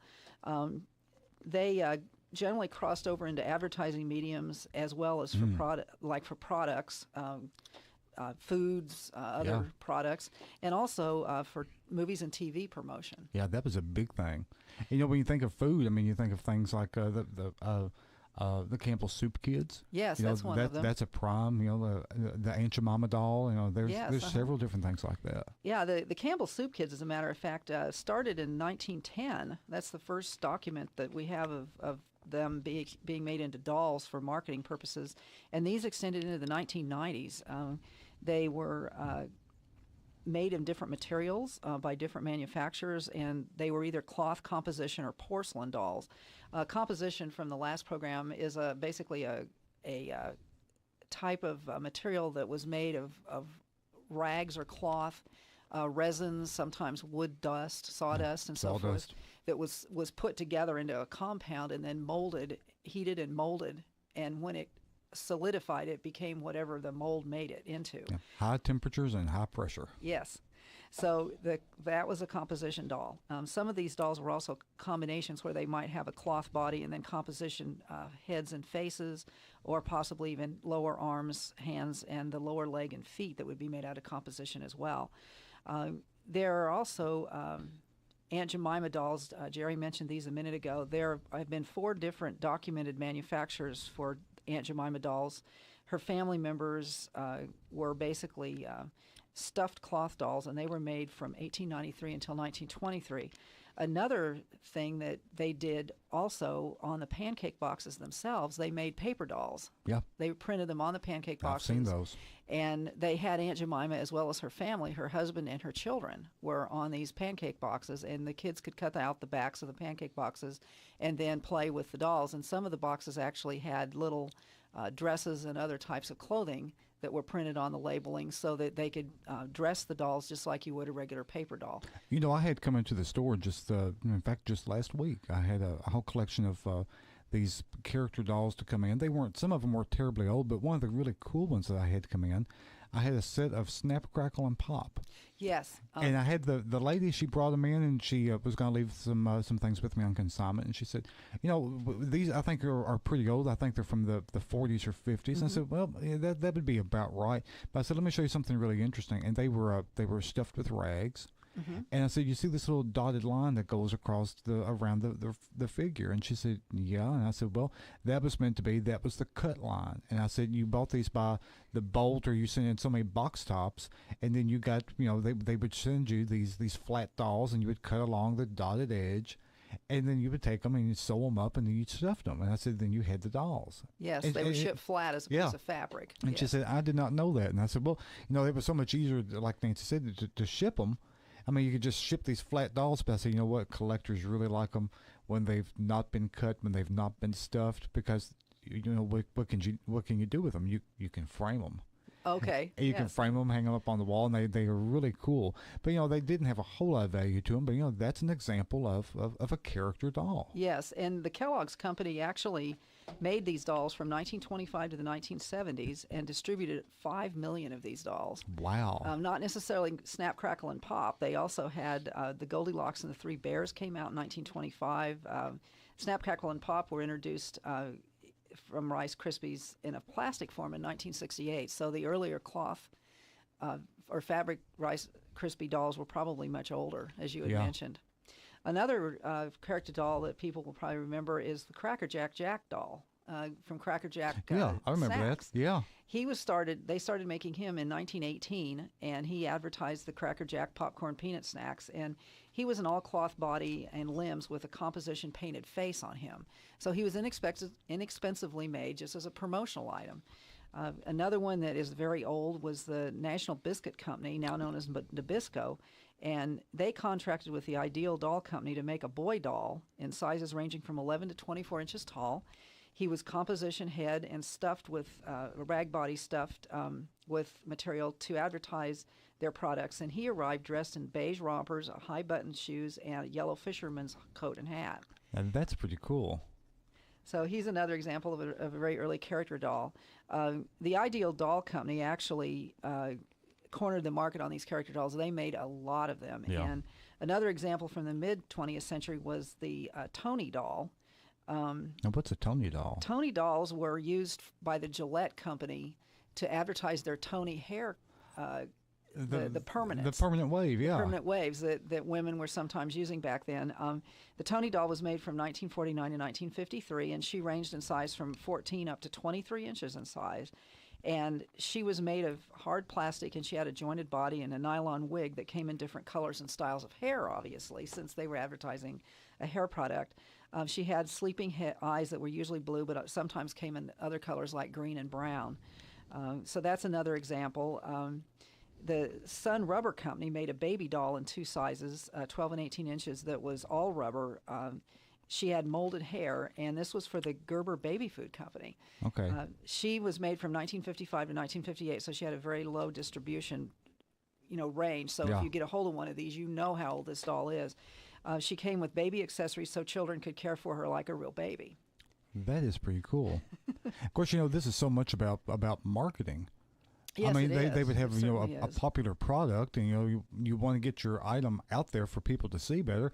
What better way than to have your child to throw a fit to have one of these dolls, and then that way they've got the doll or they want it, and then mom says, "Well, I wonder what the product's like." Certainly. And, I mean, it's all this is linked hand in hand. So I mean, marketing is a big thing. Advertising, it's really something important. When you think about that, there's the Michelin Man. I remember seeing the doll for the Michelin Man. Yes, he was a character. The Green Giant Corporation also in the 1960s produced Sprout, the Jolly Green Giant's little sidekick. Yeah. He was a cloth doll, and he was 11 inches tall. And then if you wanted the real Jolly Green Giant, he was a doll that was 16 inches tall, and he was also a cloth doll, similar to the Rice Krispies dolls that you were talking about earlier, that were made out of fabric. That was pretty cool. Now, in 1956, the Horseman Company, it's spelled Horsman, made a series of dolls with vinyl bodies and rooted hair that came in pink, blue, or green. The hair did. The hair was pink, blue, or green. Yes, and well, that's kind of wild. That'd be kind of wild for 1956.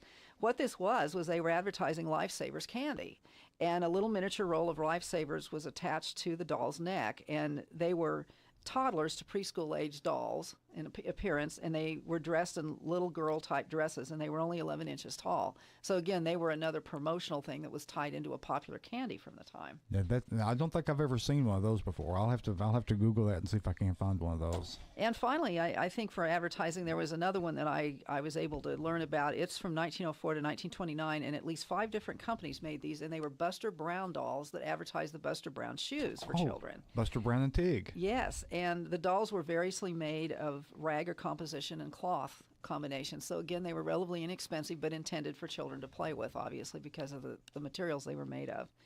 So they were varied, and people need to keep an eye out for them because they may pop up at yard and estate sales.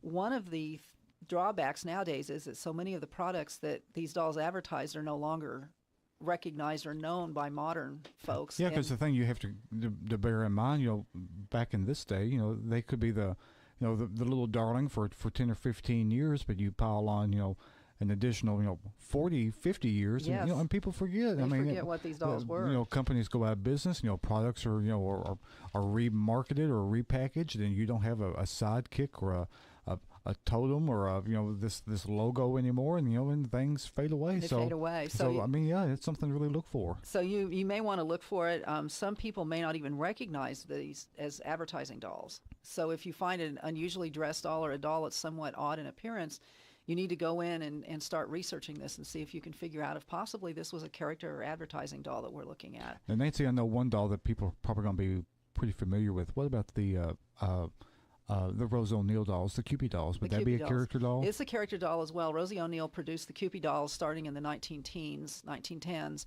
and these dolls originally were made out of a bisque type material, but later they were made into plastic, and I think to some extent they're still reproduced.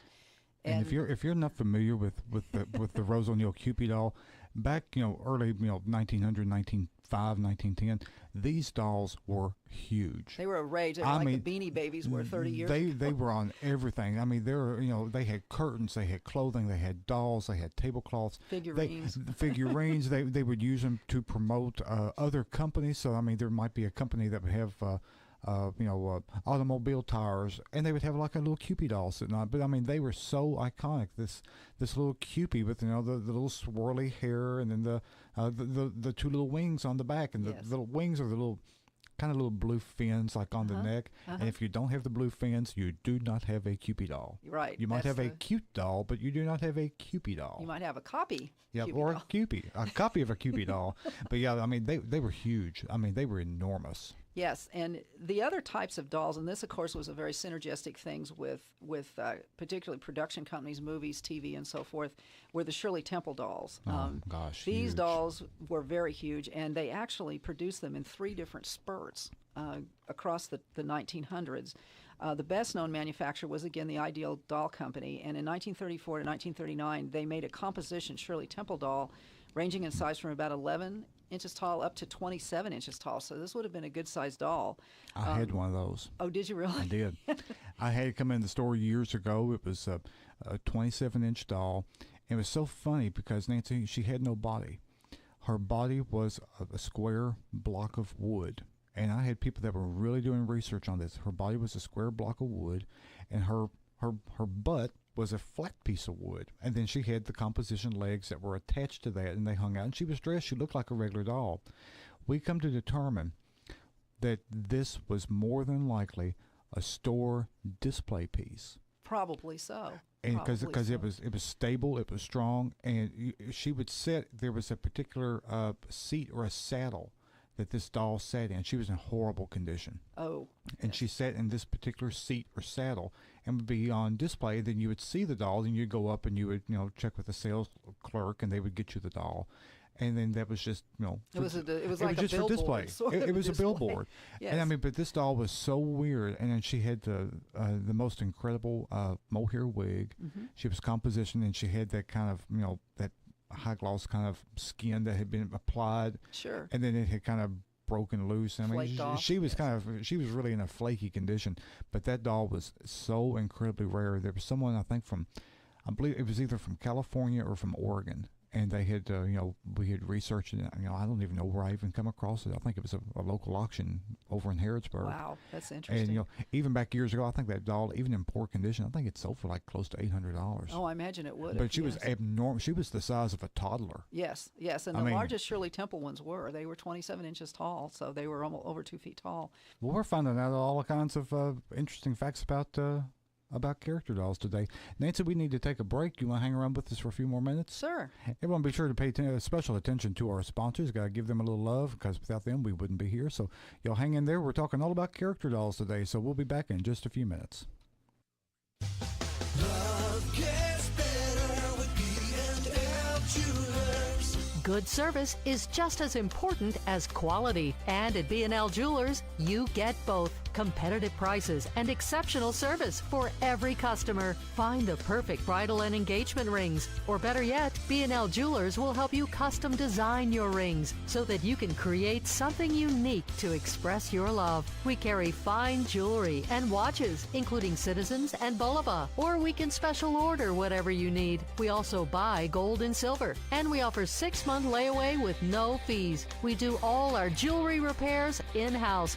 So stop in today for a free jewelry cleaning and diamond inspection on the corner of Houstonville Road and Highway 150 in the Danville Manor Shopping Center. Online at bnljewelers.com.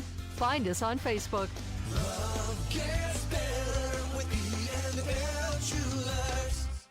Most unhappy collectors collect things that they don't like because they hope that one day it'll be worth a lot of money. J. Sampson Antiques Books and Appraisals will let you know what you've got and really what it's worth. Don't worry about what someone else collects. Collect what you love, and one day if it's worth a lot of money, that's great. If not, you still have something that makes you happy. Visit J. Sampson Antiques Books and Appraisals next to Lawson's Jewelry at Main Street in Harrodsburg. They're open Monday through Saturday 10 to 5, Sunday 1:30 to 5, and closed on Wednesday. That's J. Sampson Antiques Books and Appraisals. MLB Speedway Classic is coming to Bristol Motor Speedway in 2025. And you can be first in line to access tickets to the historic game between the Braves and Reds. Purchase tickets for the Bass Pro Shops night race on Saturday, September 21st. And you'll be part of the exclusive pre-sale for baseball at Bristol, starting Monday, September 16th. Grab night race tickets today and lock in your spot for baseball at Bristol, baby. Get your copy of James Hurd Trust's The Men of Mercer County today. The book is a compilation of stories about men who have lived in Mercer County, written by the people who loved them. The stories are rich in the history and heritage of the community and the people who have lived there. Available at J. Sampson's Antiques and Books, Beaumont Inn, and the Harrodsburg Herald, it sells for $35. Only 450 copies were printed, so get yours today before they're all gone. This is Steve Bertram. Join me weekday mornings for the latest sports scores and news on the Hometown Radio Network, WHIR FM and AM, WHBN FM and AM, Z105 WRNZ FM, and online at hometownlive.net. Stay tuned to Hometown Radio stations for live coverage of local games, UK games, and NASCAR racing. It's all on the Hometown Radio Network, your place to go for sports news and live broadcasts. This Saturday,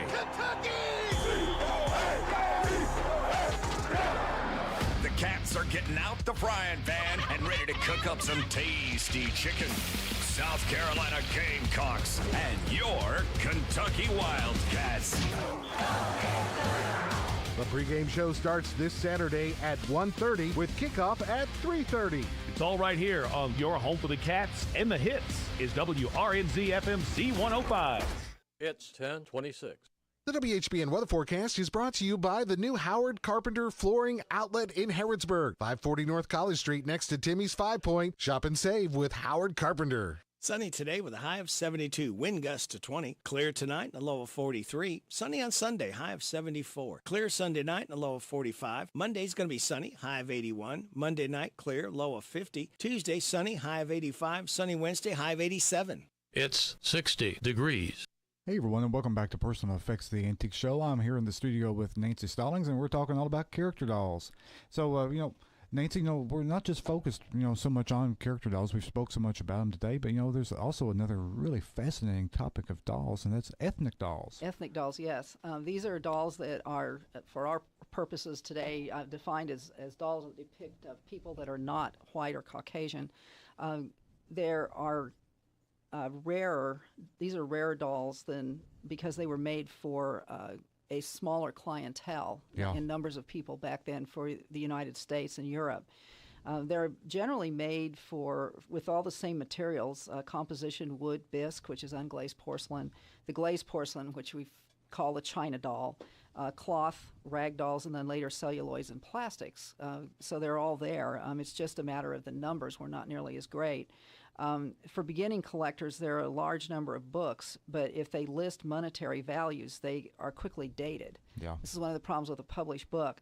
So I'm requesting that listeners might want to check the publishing date if value is your first concern, if you're looking through a book to try to match a doll you may know about.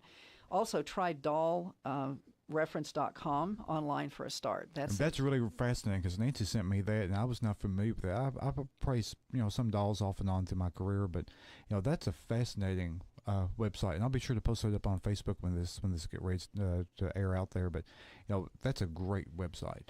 Now, dolls from the same manufacturer and age can vary widely in price just by certain mold numbers, clothing, wigs, materials the body's made of, the condition of the doll, and whether they're all original or not. Yeah, condition is a huge thing. So some of the many European and American manufacturers who made large numbers of dolls in the 19th and early 20th centuries made ethnic dolls, but they did them, again, as I said, in much smaller numbers. Examples of these manufacturers include John Brew, spelled B-R-U. Mm-hmm. This was a European manufacturer. He manufactured Asian dolls, actually, and F&B and Jameau did as well. Ernst Heubach, Horsmond, and Armand Marseille also did for Asian dolls. Again, they're not nearly as common, and when you do find one, some of the prices for a good Armand Marseille doll would be astronomical. Nancy brought into the studio for me to see today a beautiful African-American doll that was just remarkable. And she would date to what, Nancy? About late 1800s. About 1890? 1890s from her hairstyle, yes. And the thing that I thought was so amazing was that she's undressed, but her legs would have started out as a white child's leg, and they've actually painted it, a dark brown. Yes, she has rag or cloth body clear to the knees, and then attached their composition lower legs and feet that have little boots on them that are molded onto the composition foot. And what they did is it's a flesh tone, a pinkish flesh tone color that they have actually painted brown over to mimic the color that is in the doll's china or glazed porcelain head and shoulder area that's stitched onto the top of the doll. And then the forearms and hands are the same way. They were originally intended for a white doll, but they've been painted over with the brown skin coloration so that they would match the legs and lower legs and the head. Because when you get into these ethnic dolls, you're right. You may see, for every ethnic doll, especially by these really big hitting companies, like the Brew, the Jumeau, the AMM, the Armand Marseille, you'll see one white doll. I mean, you'll see one ethnic doll versus 1,000 white dolls. Oh, absolutely, yes. I mean, it's just amazing. They have some huge price differences there. Now, many mothers and other relatives of minority groups made dolls for their children because many European and Western doll manufacturers in the 19th and early 20th century did not tend to make black dolls for American and European sale, and if they did, they were quite expensive. Yeah. It's an economic issue primarily. That African American families from that time period just frequently couldn't afford to purchase a beautiful Jameau or Armand Marseille doll. And even if you could find it, I mean, if you could afford it, I mean, you couldn't find it. Right. I mean, if you were in a small town, your options are going to be limited to zero. Yes. But I mean, if you're in a larger, if you're in New York or not Los Angeles, but New York or Chicago or Boston, I mean, you had access to that. But back then, you just couldn't find it. Couldn't find it. And there were French companies that manufactured a few African American dolls or dolls for the African American market. The reason is because the French controlled the West Indies and a lot of African countries at the time in the 18th and 19th centuries, and so there are both black and mixed heritage dolls that have brown skin coloring in various shades. Of course, these dolls are astonishingly rare as well now. In America, the first black dolls were made by manufacturers were actually white dolls that were painted black, and I've touched on that with the example of my doll, which, although she does have the porcelain head that is definitely painted or pigmented brown under the glaze and was intended to be manufactured as an African-American doll. Of course, her lower arms and lower legs are not. By the 1950s and 60s, that changed, but the dolls were always made in much smaller quantities even then. So F&B, Horseman, and Ideal, and the Reliable Doll Company made some African-American dolls, but they tended to be very stereotypical in appearance and not in a nice way, which is very unfortunate.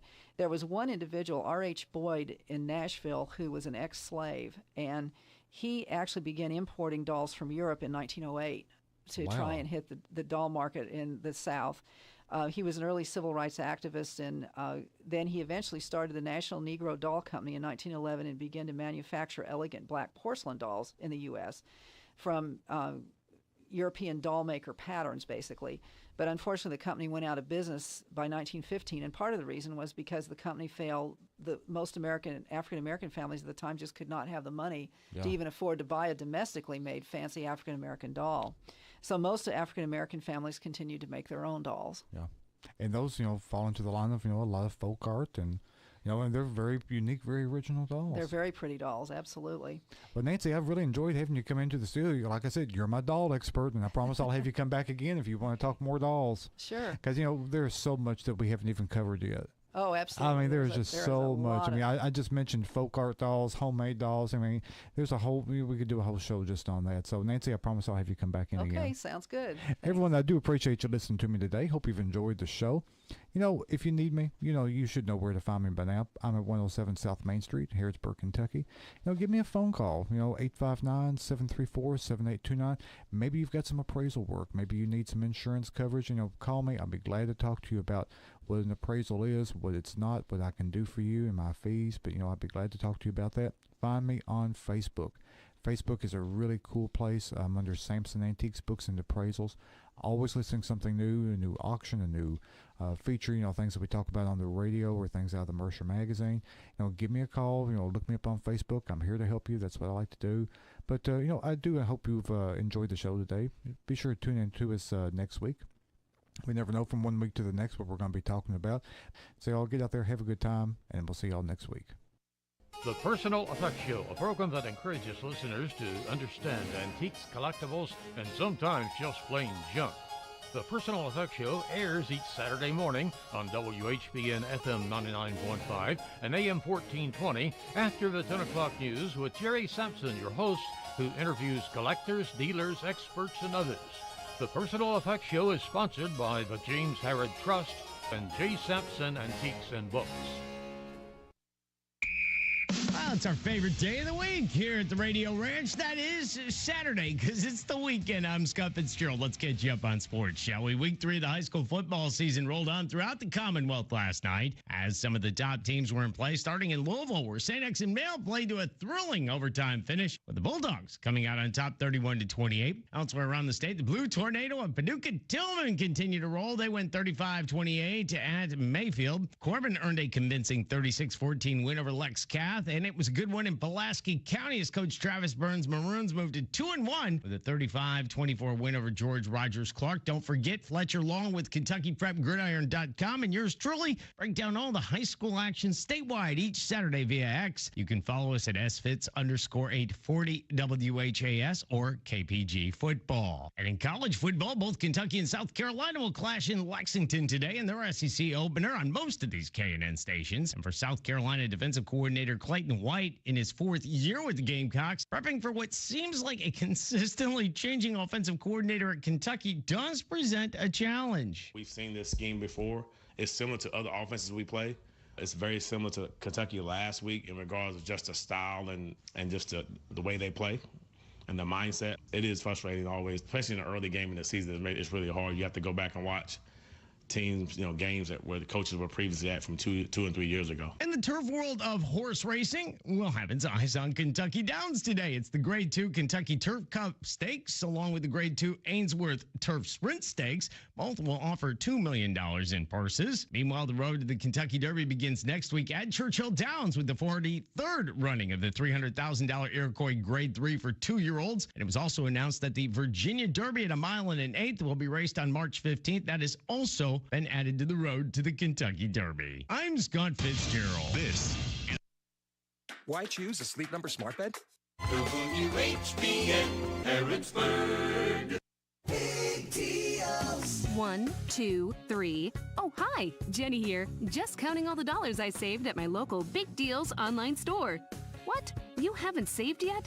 Get on it. You'll love the great selection of gift certificates at discount prices. They make great gifts, too. And you can shop right from your phone. Nothing satisfies like counting all those savings.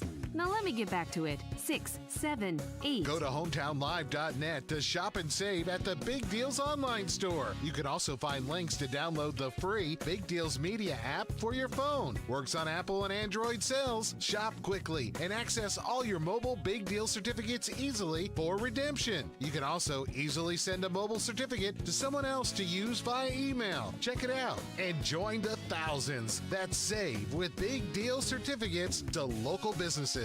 Shop and save with big deals at hometownlive.net. That's hometownlive.net.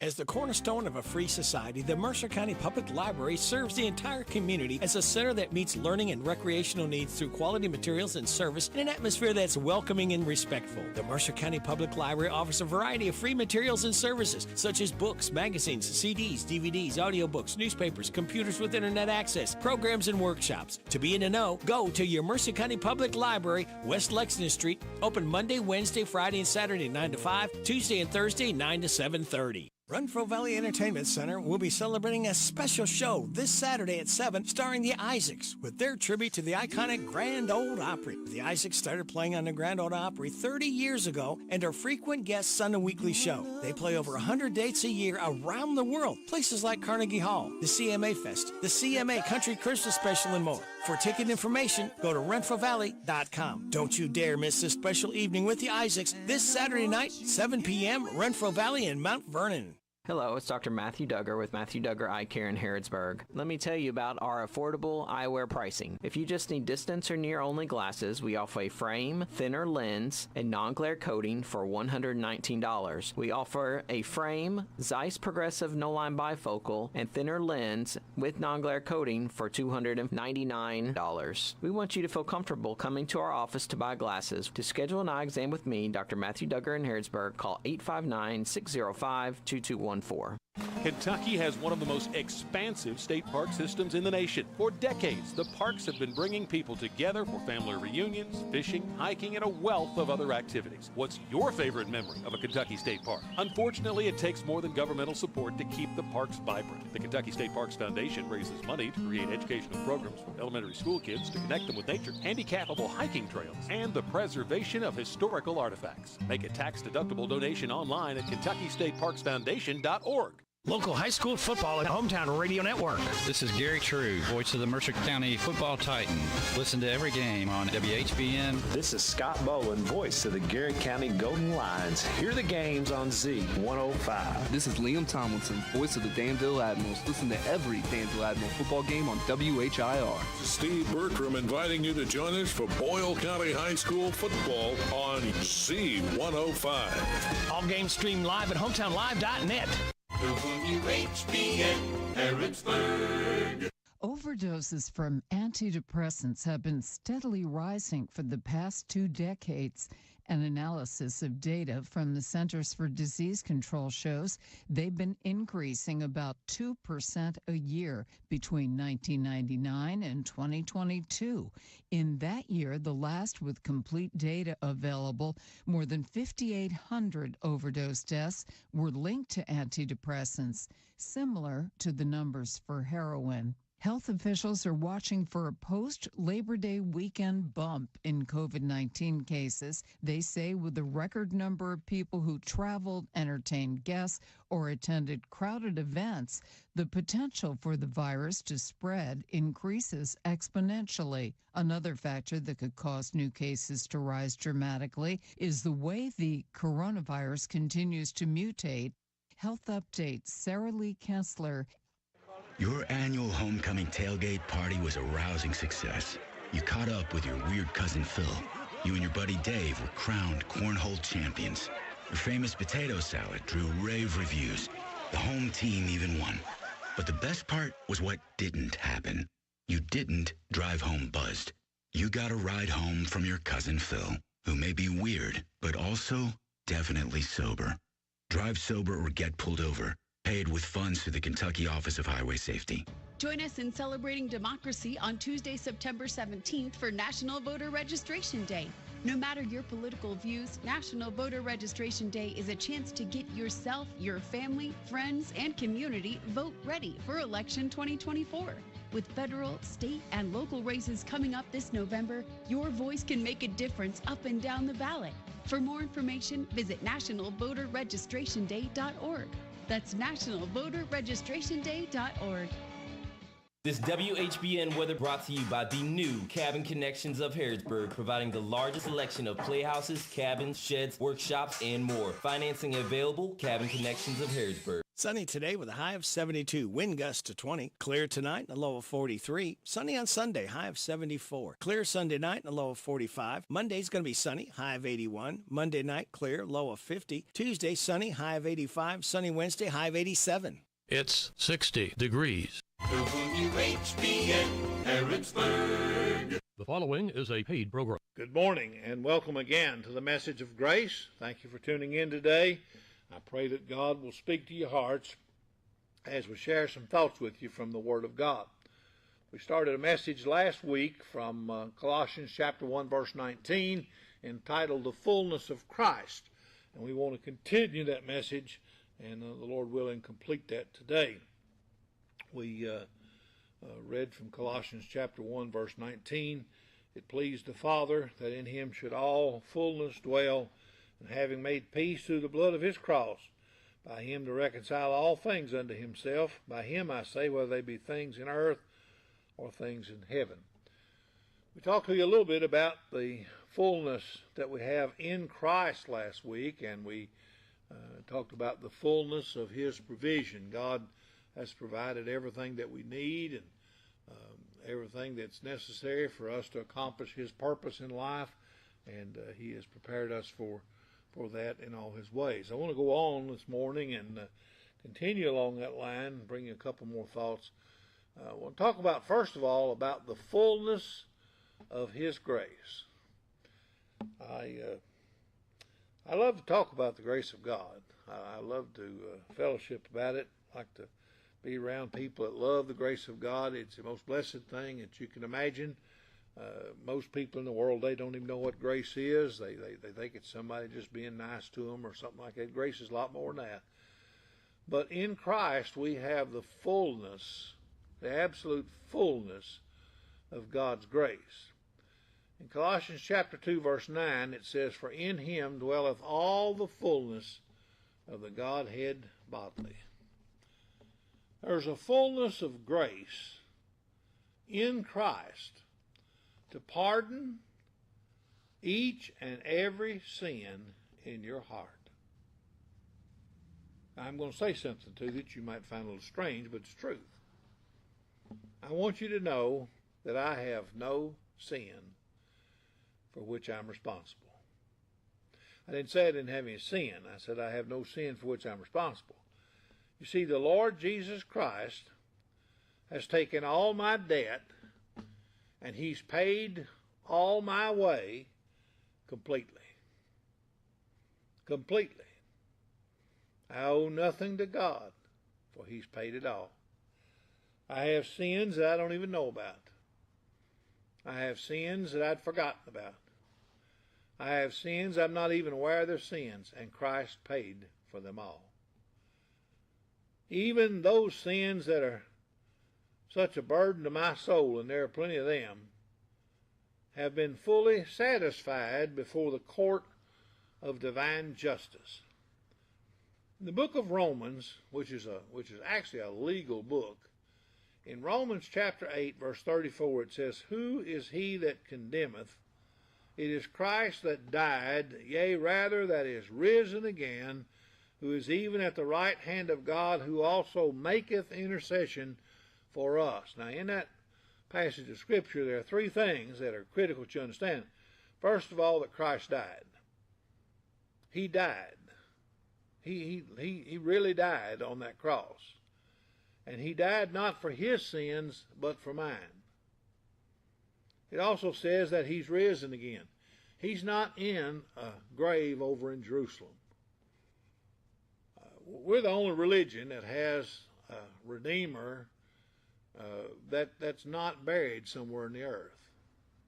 He's risen again. And it also tells us there he makes intercession for us. Every time I sin, every time I fail, every time I stumble, Christ pleads for me. And he does so for every one of his covenant people. There's a fullness of grace that God sends to regenerate your dead soul and to make it alive. I read in the Bible about some awfully wicked people. And I'm always amazed and amused when God does something with them. From men like Manasseh, who lived longer and ruled longer than any other king of Israel, was a king for over 50 years, was a wicked king, an ungodly king, an evil man. And yet when he was an old man, God touched his heart and gave him life. There's a man like Nebuchadnezzar, Babylonian ruler, that he brought down, made him crawl in the grass like a calf for 7 years. He was such a majestic man that nobody would dare try to take his throne. At the end of 7 years, he looked up and he saw God, and he recognized who God was, and he bowed to God, and God touched him. Men like Saul of Tarsus hated Christ, hated the church, hated the Word, hated everything about him, said, "I'll wipe them out, I'll kill them all," until God came down in light, shined on him, gave him life. God speaks, and life is given to dead sinners. This constant, unwavering flow of his mercy is there even when our feeble, clouded eyes do not see it, even when our troubled hearts do not feel it. Paul wrote in Ephesians 2:6, "He hath raised us up together and made us sit together in heavenly places in Christ Jesus, that in the ages to come he might show the exceeding riches of his grace in his kindness toward us through Christ Jesus." How blessed. How blessed is our Lord Jesus Christ. Then there's a fullness of grace that sanctifies every believer for time and eternity. You know, we ought to try to live holy lives. Well, we ought to strive to live godly. But we ought to stop trying to sanctify ourselves. Because what we can't possibly do, Christ has already done. The word sanctify in the Bible means to set apart, to call out. And God calls out his people. He sets them apart. We shall stand at his throne in eternity, and we'll praise his name for all our blessings. There won't be one braggart there. Somebody asked me one time if I thought there were animals in heaven. I said, I don't know, but I'm pretty sure there won't be any banty roosters there. They won't be strutting around crowing about what they've done. I tell you, there'll be a bunch of humble folks, little humble sheep, bowing at their shepherd's feet, praising him for his mercy and grace. There's a fullness of grace to preserve your soul as you travel through this world. The Lord Jesus Christ has provided for me, and he will preserve me in every step of this journey. I'm an old man now. I was a young man when God saved me. I was a young man when God called me to preach. I've been preaching the gospel now since 1968. God's been good to me. He's blessed me. I don't know how much longer I preach. I might preach another 10 years, another 20 years, another 30 years. I might die tomorrow. But God Almighty will get the credit for all that's done. There's a fullness of grace that Christ gives us. Then there's a fullness of grace to perfect us, to work in us thoroughly, and to cleanse us of all our flaws. Although in my eyes, maybe in the eyes of other people, I may be full of sin. I may run over with iniquity. But in God's eyes, I'm free. I'm clear. I'm pure. And I'm innocent. Not by anything I've done, but by what Christ has done for me. I live in Christ. I do. I live in Christ. And I'll die in Christ. And that's all that matters. Nothing else counts. And then we think about the fullness of his fullness. He says here, it pleased the Father that in him should all fullness dwell. There is a fullness at all times. There's a fullness in the daylight. There's a fullness at night. There's a fullness in 2015. There was a fullness in 2014. And if Christ tarries his coming, there'll be a fullness in 2016. There's a fullness of comfort in all of our afflictions. He is the comforter in all of life's temporal problems, our physical problems. I found out as I get older that the old body wears out. I've had bad wheels. I've had 8 knee operations in my life and 4 other operations, and some days I feel like I'm falling apart, but it's all in God's purpose. We have mental problems. I don't remember what I used to remember. I come sharp as a tack about what I'm doing right now, but I might not remember it in 5 minutes. We have emotional problems. We get upset about things we shouldn't. We get disturbed about things we shouldn't. We get upset about relationships. But Christ is our comforter in all these things. He's our sole consolation with regard not only to life, but also to death. I'm going to die. I know that. I rest in him. There's a fullness of guidance in your seasons of prosperity. Many of you are blessed of God.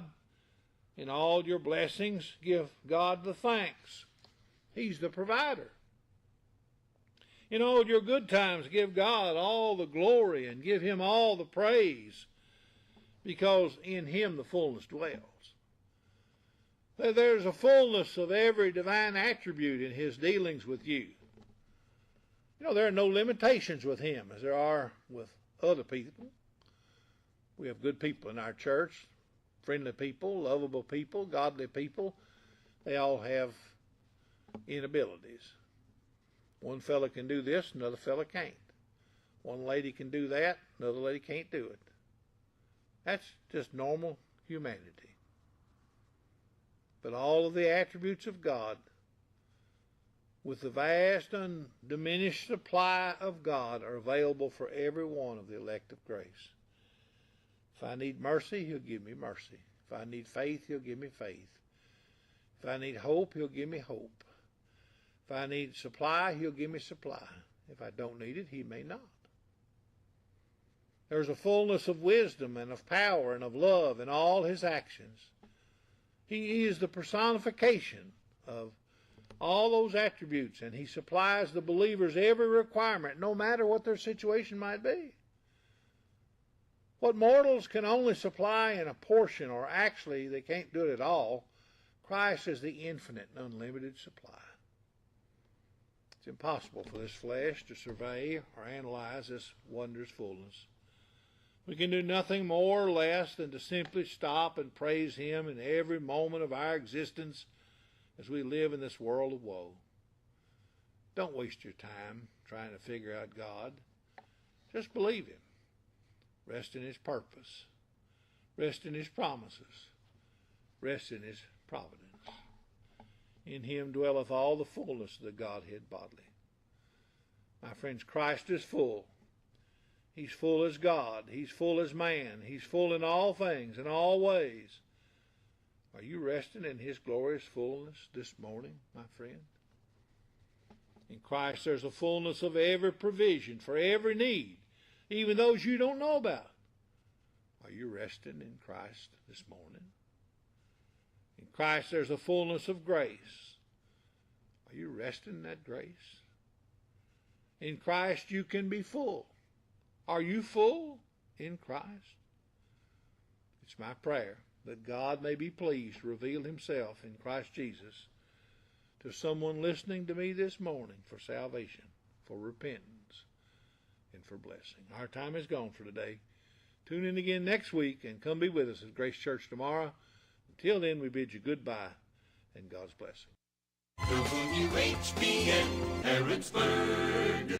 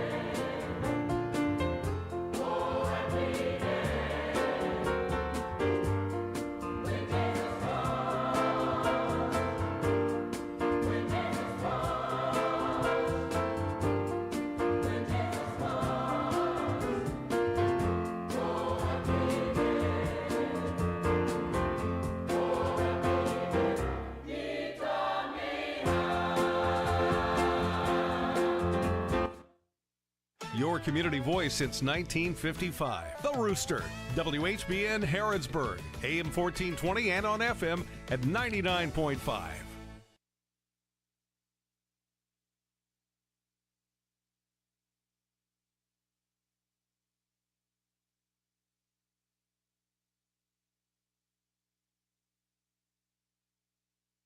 Meanwhile, Vice President Kamala Harris is off the campaign trail as she prepares for Tuesday's debate. She's been in Pennsylvania since Thursday to get ready for her first showdown with Trump. Her running mate Tim Walz will be in Washington, D.C. tonight. He's scheduled to deliver the keynote remarks at the Human Rights Campaign National Dinner. Liz Cheney says her dad will be voting for Vice President Harris. Lisa Taylor has the details. The former Wyoming congresswoman and critic of Donald Trump told an audience Friday that the former VP for George W. Bush supports Harris. Dick Cheney will be voting for Kamala Harris. Liz Cheney and Trump have been at odds since the January 6th Capitol riot. Cheney says she voted for Trump in 2016 and 2020, but has called his conduct on January 6th a betrayal. A record-breaking heat wave is expected to roast parts of the western United States through the weekend. Record-high temperatures were reported in Southern California on Friday, with downtown Los Angeles hitting a scorching 111 degrees. In Phoenix, the overnight low was 93 degrees, which was the warmest on record for the month of September. NBC News says about 50 million people across the West will be under heat alerts through the weekend, including parts of California and Oregon. The National Weather Service says an excessive heat warning will be posted when conditions pose a significant threat to life. The Mega Millions jackpot is now up to $800 million. No one matched all 6 numbers in Friday night's lottery drawing. The last time someone won the grand prize was back on June 4th. The jackpot rolls over to Tuesday's drawing with a lump sum option of $400 million cash. Don't throw away your ticket just yet, however. There were 6 tickets sold that matched 5 numbers. They're worth $1 million each. Rob Martier, NBC News Radio. Join us in celebrating democracy on Tuesday, September 17th for National Voter Registration Day. No matter your political views, National Voter Registration Day is a chance to get yourself, your family, friends, and community vote ready for election 2024. With federal, state, and local races coming up this November, your voice can make a difference up and down the ballot. For more information, visit nationalvoterregistrationday.org. That's nationalvoterregistrationday.org. Your annual homecoming tailgate party was a rousing success. You caught up with your weird cousin Phil. You and your buddy Dave were crowned cornhole champions. Your famous potato salad drew rave reviews. The home team even won. But the best part was what didn't happen. You didn't drive home buzzed. You got a ride home from your cousin Phil, who may be weird, but also definitely sober. Drive sober or get pulled over. Paid with funds through the Kentucky Office of Highway Safety. American sprinter Hunter Woodhall is now a Paralympic gold medalist. Woodhall, who is a double amputee, won the medal in the 400-meter sprint on Friday, completing the race in just over 46 seconds. Woodhall now joins his wife, Tara Davis Woodhall, as an Olympic champion. Tara won first place in the long jump at the Paris Olympics last month. Connecticut is still facing backlash from New York and New Jersey over its pizza claims. Natalie Migliori has more. As Connecticut crowns itself the pizza capital of the United States, New Jersey Governor Phil Murphy isn't having any of it. Now, you might have noticed that there's some confusion about where the country's and the world's best pizza is. These guys in Connecticut claim something which is, I don't get at all. We all know it's in Jersey. He even trashed Connecticut residents for allegedly using a fork and knife to eat their pizza rather than their hands. Now the New York City Water Department is chiming in, telling everyone to stop being silly. They say if you don't have New York tap water, then you don't have the best pizza. The Eagles took down the Packers 34-29 in the NFL's first regular season game from Brazil.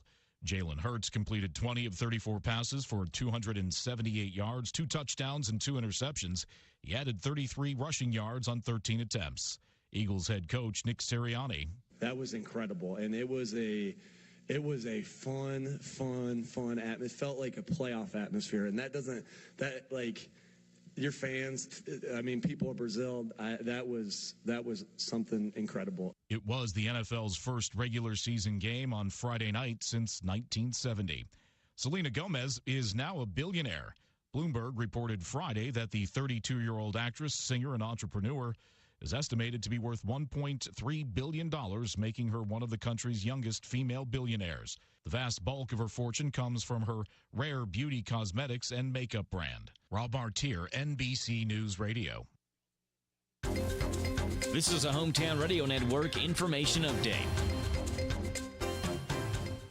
The city of Lancaster has been awarded more than $370,000 in grants for firefighter recruitment and retention. The Garrett Central Records reporting the U.S. Department of Homeland Security's Federal Emergency Management Agency, or FEMA, awarded a grant totaling $371,450 to Lancaster, expected to be spread over a 4-year period. The Central Record reports that Lancaster Fire is expected to use this grant to address challenges in recruiting and retaining volunteer firefighters, something that's needed in Lancaster with the growing number of 911 calls. Part of that grant will go specifically toward recruitment and retention by hiring a new part-time recruitment and retention coordinator. And archery season for deer opens today in Kentucky. The official launch of the 2024-25 hunting season. Beginning today, the next 4.5 months will include archery and firearms season. I'm Joe Mathis.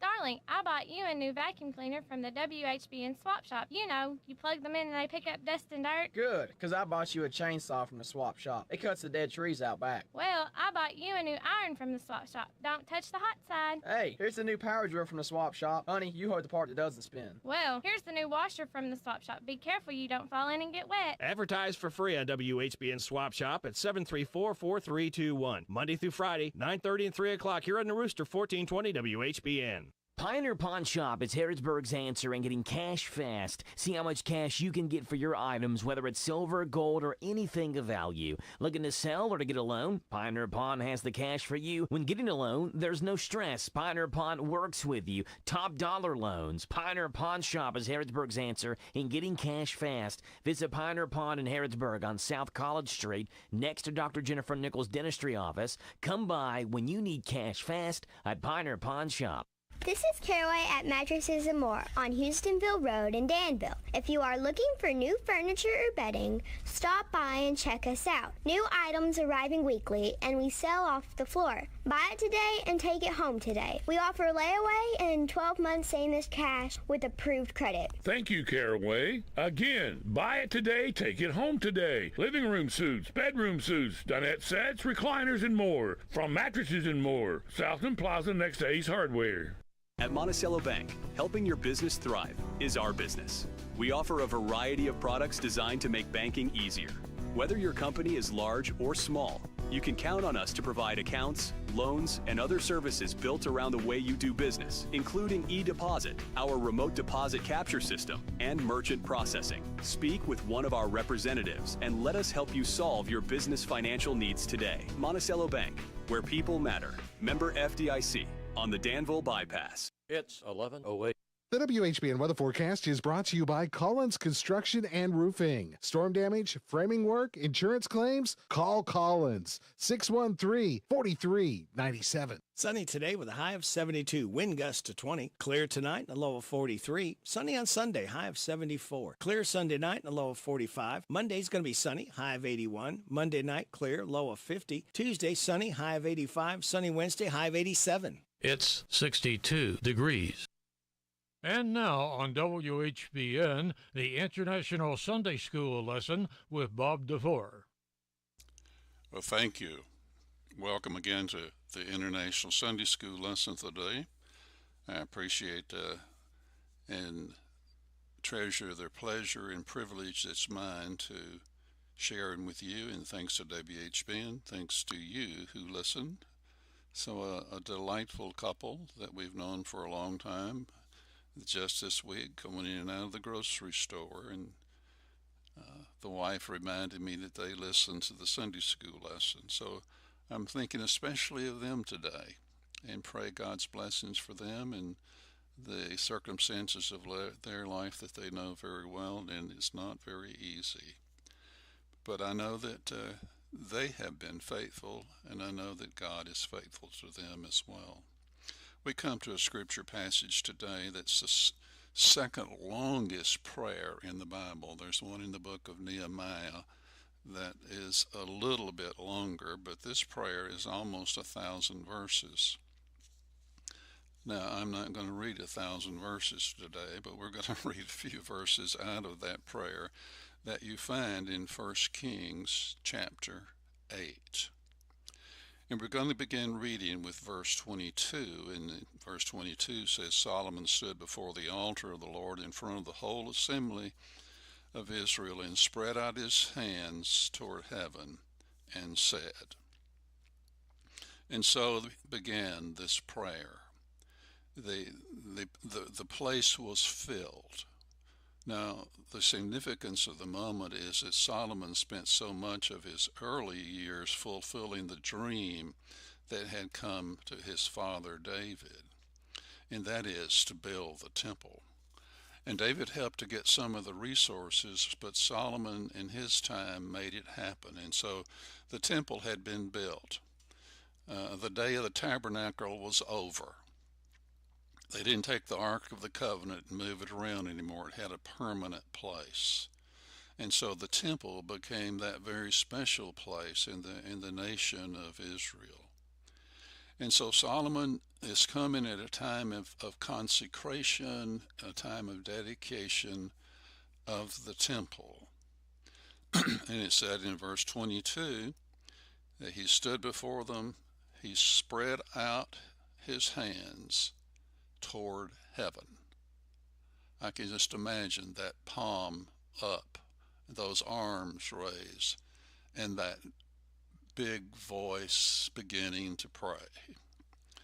And what he prayed was, Lord, the God of Israel, there is no God like you in heaven above or on earth below. You who keep your covenant of love with your servants, who continue wholeheartedly in your way. You have kept your promise to your servant David, my father. With your mouth you have promised, and with your hand you have fulfilled it, as it is today. And so Solomon's prayer of dedication is a prayer of affirmation of the greatness of God, the uniqueness of God. There is no God like you anywhere. And so that was Solomon's conviction, and that's really our conviction. You know, in our world today, we still see images that some have of a supreme being, and they worship that image. You know, we don't do that as Christians. I mean, we have some images. I mean, the cross is one of the great symbols, but we don't worship the image. We worship the God. And so Solomon begins by saying, God, you're unique, and you're the greatest.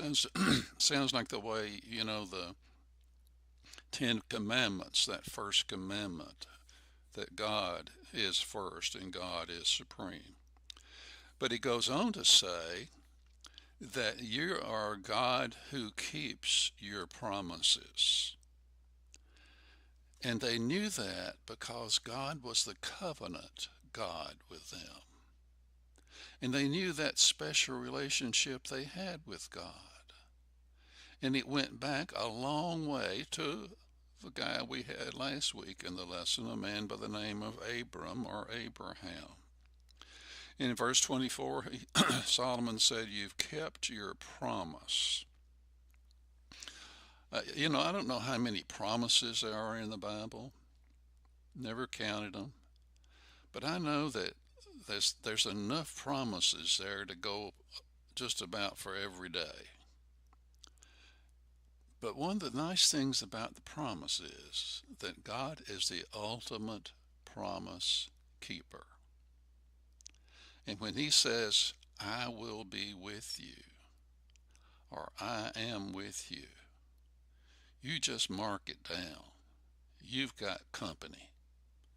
He's not going to abandon you. He's not going to leave you. And that God keeps his promises. And that's the promise of presence. That's a promise of power. That's a promise of forgiveness. That's a promise of an eternal home. It's all kinds of promises that God makes to us. And he's in that kind of business. That's our God. And so that's the way the prayer begins. It begins with a great point and part by saying that, oh God, you are awesome. Nothing like you in heaven or earth below. You are the promise keeper. And then he begins to deal with the reality is that the people who are praying around him are going to experience. Some of those realities didn't happen for hundreds of years. But it is the reality that you can have the most blissful, peaceful, wonderful relationship to God, and tough times are still going to come. We are human. We are not built to last forever in the physical body. I know we have 3 children, and at various times as they have gotten older, we've had physical examinations, and every now and then I would remind them that, the examination was good, but one of these days you're going to find something that's not so good. And that happened with me, but that also happened with my wife.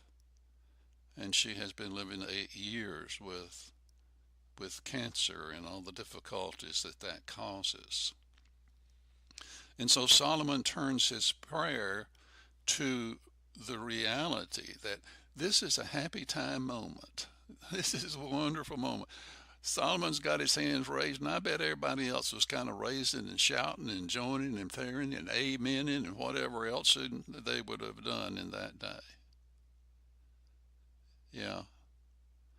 But Solomon in verse 37, or when famine or plague comes to the land, or blight, or mildew, or locusts, or grasshoppers, or when an enemy besieges them in any of their cities, whatever disaster or disease may come, when a prayer or plea is made by anyone among your people Israel, then hear from heaven your dwelling place. Forgive and act. Deal with everyone according to all they do, since you know their hearts, for you alone know every human heart. And how we know that that is so true. And so whatever will come in the future, it's not always going to be a happy moment with hands raised and with whatever else going on and everybody in agreement and hugging one another and saying, isn't this wonderful? There are going to be hard times that come. And they come to everybody. Remember what Jesus said in the Sermon on the Mount? The rain falls. What did he say? The rain falls on the just and the unjust. And sometimes the rain is nourishing, but sometimes the rain is a flood of disaster. Good times and bad come to all people, but God gives the grace to deal with it all. And so Solomon in his prayer in verse 39 said, forgive and act. And in verse 46 says, and when they sin against you, for there is no one who does not sin, and you become angry with them and give them over to their enemies, who take them captive to their own lands, far away or near. But if they turn back to you with all of their heart and soul in the land of their enemies, who took them captives, and they pray to you toward the land you gave their ancestors, toward the city you've chosen, and the temple I've built for your name, then from heaven your dwelling place, hear their prayer and plea, and uphold their cause. And so Solomon is interceding for those people who were present, but for those people who were yet to be born for generations. And he was praying to God and say, God, please forgive them who have sinned against you. Forgive all of their offenses that they have committed against you. Now, this is not all of Solomon's prayer, but that offers to us a whole bunch of important things about our relationship to God. One is that God is the ultimate, and the other is he's always there. God is always ultimate, and God is always present. God knows, and God understands. And whatever the circumstance you may be in, God is still working to keep his promises for you. One of the great promises out of the book of Romans is that God works things together for good for those who love him. Now, it doesn't mean that everything that happens is good. My brother, when he was 38 years of age, was killed in a plane wreck. 5 children, loving wife. Children aged 3 to 14. That was not good.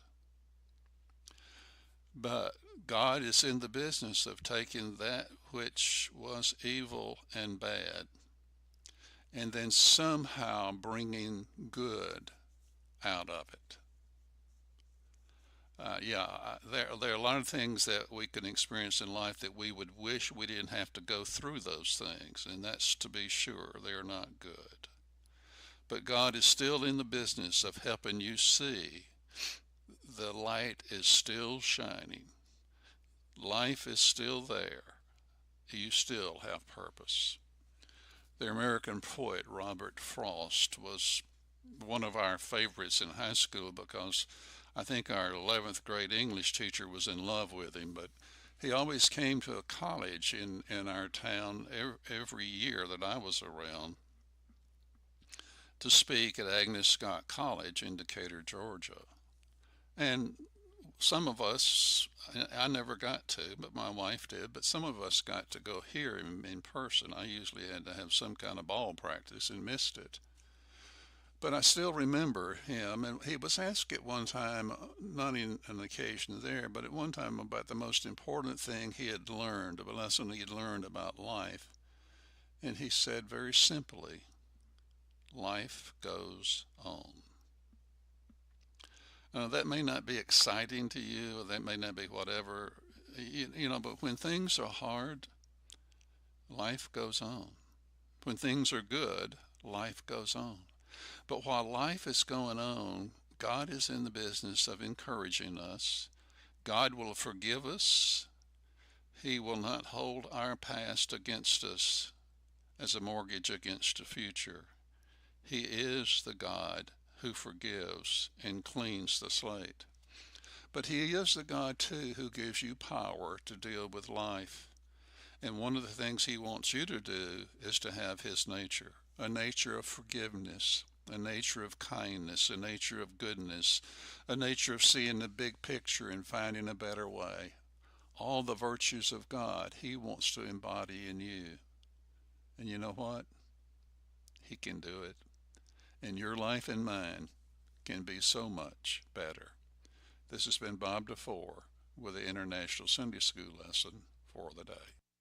I wake up with my radio, shower and make up with it, drink coffee and take off with it on my arm. No jumps, road bumps, add rhythm to my songs, sing-alongs at stop signs, sticky rhymes running through my days. Take my radio to go, and go where my radio plays. However and wherever you listen, radio keeps you company. Radio talks to my folks. It jokes and makes them smile. And because they smile, they walk or drive that extra mile, or tell a friend to go and spend. Time at my store, time at my site, time at my sale. It's no tall tale. The ads I run on radio move my business. To get the Hometown Radio Network working for you, call us at 859-236-2711 or in Harrodsburg at 734-4321 and get your business heard here on Hometown Radio. Danville's deal maker, Bob Allen. Lease and save during Ram Power Days at Bob Allen Motor Mall. Lease a new 25 Ram 1500 Crew Cab 4x4 for only $189 per month for 36 months. $81.48 plus taxes and payment due at signing. 7,500 miles per year. Stock C25020. Must have lease loyalty. Bob Allen Chrysler Dodge Jeep and Ram on Maple Avenue in Danville, or shop online anytime at BobAllenMotorMall.com. Hey everybody, this is Derek Gray with the Mercer County Tourist Commission, and we are excited to officially announce the launch of our new app, Visit Mercer County KY. Head on over to the App Store, type in Visit Mercer County KY. You should see the new city logo with the navy background and the white H. Home screen here has attractions, food and drink, lodging, to-do, events, my plan, login, notifications, and tutorials. We are excited about the launch of the new app, and whether you're a local or a visitor, we hope this enhances your experience when you come to Mercer County.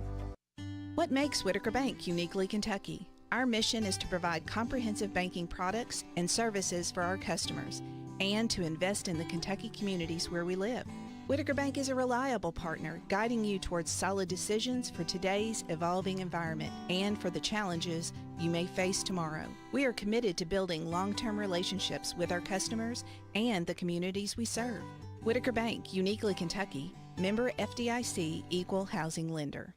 Hey, Joe Mathis. Yes, Radio Rick. It's the 21st season of the Pigskin Report. We're back Monday evenings from 6 o'clock until 7 with interviews with the head football coaches from Danville, Boyle County, Mercer County, Garrett County, Lincoln County, Center College head football coach Andy Fry, and UK head coach Mark Stoops. We'll broadcast live from the Harrodsburg Dairy Queen. The DQ of Harrodsburg Pigskin Report, Mondays from 6 o'clock until 7 on 103.9 FM WHIR, 99.5 FM WHBN, and HometownLive.net. It's 11:26. The WHBN weather forecast is brought to you by the Old Bus Station Restaurant, offering good old-fashioned home cooking. Open for breakfast at 6 weekdays and Saturday at 8. The Old Bus Station Restaurant on South Greenville Street in Harrodsburg. Sunny today with a high of 72. Wind gust to 20. Clear tonight and a low of 43. Sunny on Sunday, high of 74. Clear Sunday night and a low of 45. Monday's going to be sunny, high of 81. Monday night, clear, low of 50. Tuesday, sunny, high of 85. Sunny Wednesday, high of 87. It's 63 degrees. Well, it's our favorite day of the week here at the Radio Ranch. That is Saturday, because it's the weekend. I'm Scott Fitzgerald. Let's get you up on sports, shall we? Week 3 of the high school football season rolled on throughout the Commonwealth last night, as some of the top teams were in play, starting in Louisville, where St. X and Mail played to a thrilling overtime finish, with the Bulldogs coming out on top 31-28. Elsewhere around the state, the Blue Tornado and Paducah Tillman continue to roll. They went 35-28 at Mayfield. Corbin earned a convincing 36-14 win over Lex Cath, and it was a good one in Pulaski County as Coach Travis Burns' Maroons moved to 2-1 with a 35-24 win over George Rogers Clark. Don't forget Fletcher Long with KentuckyPrepGridiron.com, and yours truly break down all the high school action statewide each Saturday via X. You can follow us at SFitz_840 WHAS or KPG Football. And in college football, both Kentucky and South Carolina will clash in Lexington today in their SEC opener on most of these K&N stations. And for South Carolina defensive coordinator Clayton White, in his 4th year with the Gamecocks, prepping for what seems like a consistently changing offensive coordinator at Kentucky does present a challenge. We've seen this scheme before. It's similar to other offenses we play. It's very similar to Kentucky last week in regards of just the style and just the way they play and the mindset. It is frustrating always, especially in the early game in the season. It's really hard. You have to go back and watch teams, games where the coaches were previously at from two and 3 years ago. In the turf world of horse racing, will have its eyes on Kentucky Downs today. It's the Grade 2 Kentucky Turf Cup Stakes, along with the Grade 2 Ainsworth Turf Sprint Stakes. Both will offer $2 million in purses. Meanwhile, the road to the Kentucky Derby begins next week at Churchill Downs with the 43rd running of the $300,000 Iroquois Grade 3 for 2-year-olds. And it was also announced that the Virginia Derby at 1 1/8 will be raced on March 15th. That is also been added to the road to the Kentucky Derby. I'm Scott Fitzgerald. This is... Why choose a Sleep Number smart bed? Coming up on WHBN, a news update from the Kentucky News Network.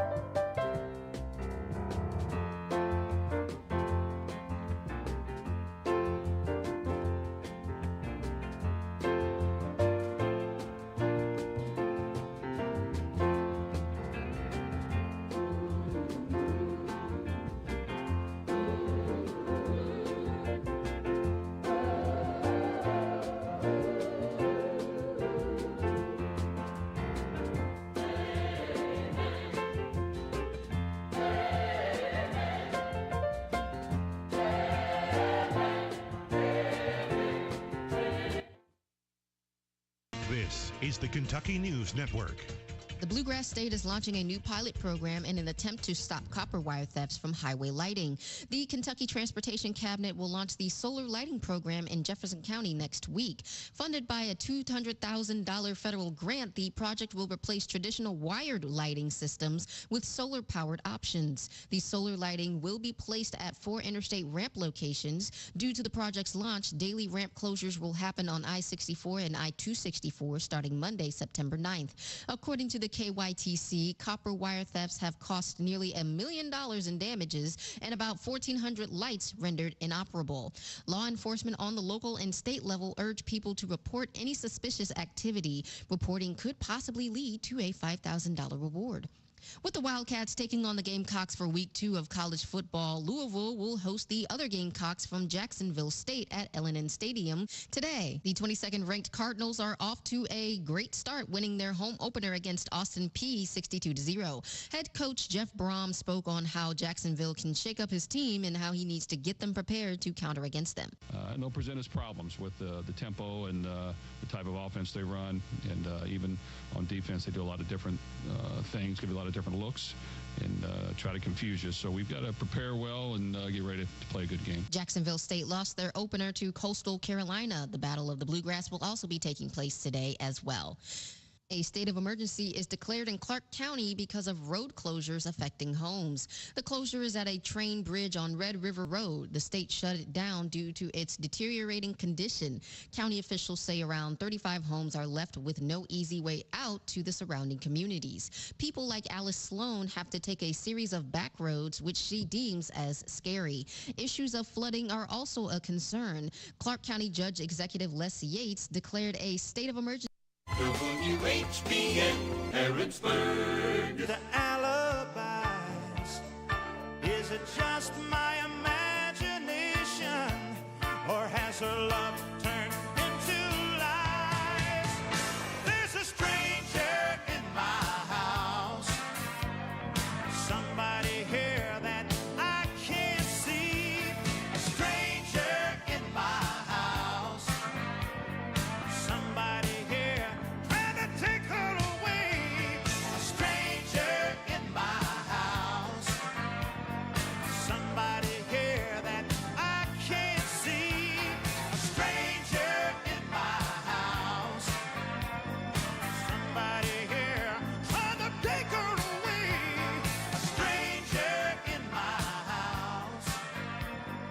Somebody here trying to take her away from me. George Jones and how he'd like to be remembered. Just remember me only as what they liked about me, which was involving my singing. This weekend, we honor the man, the legend, George Jones. The Rooster, WHBN AM 1420 and now on FM 99.5.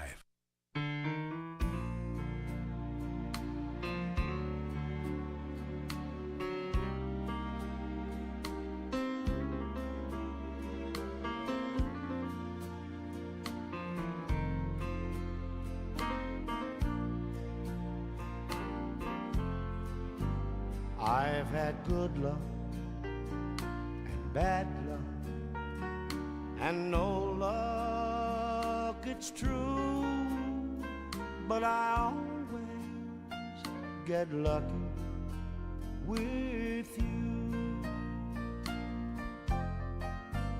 I've been turned on and turned down when the bars close at 2, but I always get lucky with you. I keep 2 strikes against me most all of the time. When it's down to just a phone call, I'm minus a dime. There's been good days and bad days, but when the day is through, I always get lucky with you.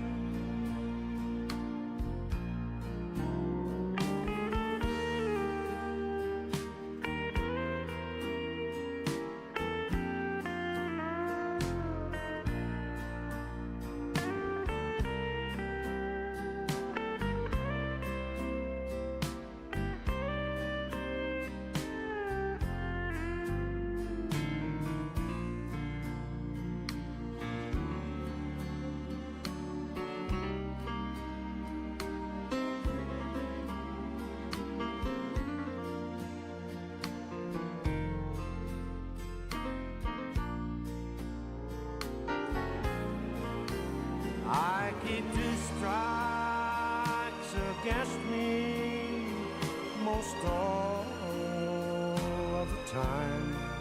And when it's down to just a phone call, and minus a dime. There's been good days and bad days, but when the day is through, I always get lucky with you. I always get lucky with you.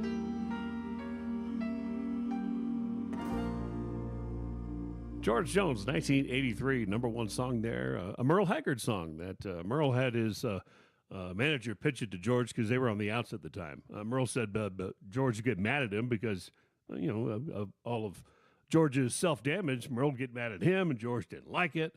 But he said everything I said to him was out of love. He said, imagine you're George Jones. Every night you're expected to sing a song as good as She Thinks I Still Care. He said people expected him to be Babe Ruth and hit a home run every time. Put a lot of pressure on him. I guess that explains a lot about George Jones, does it not? But certainly one of the greatest songs of all time from one of three greats, and more from George on the way, as well as Clint Black, Johnny Paycheck coming up too. Country and more. WHBN. Texting enrolls you in a recurring automated marketing text messages. Consent not required to purchase. Message and data rates may apply.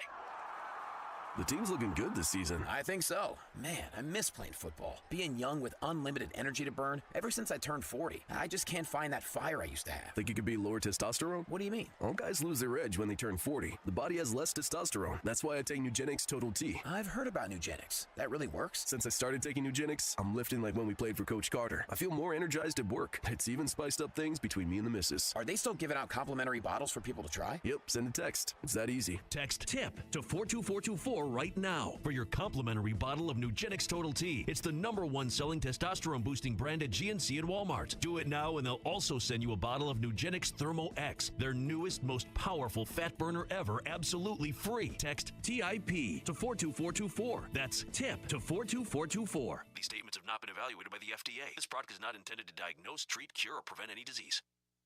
Do you have 3 ex-wives and your current trophy wife wants a life insurance policy 3 times the size of the policies you had to purchase for your previous mistakes?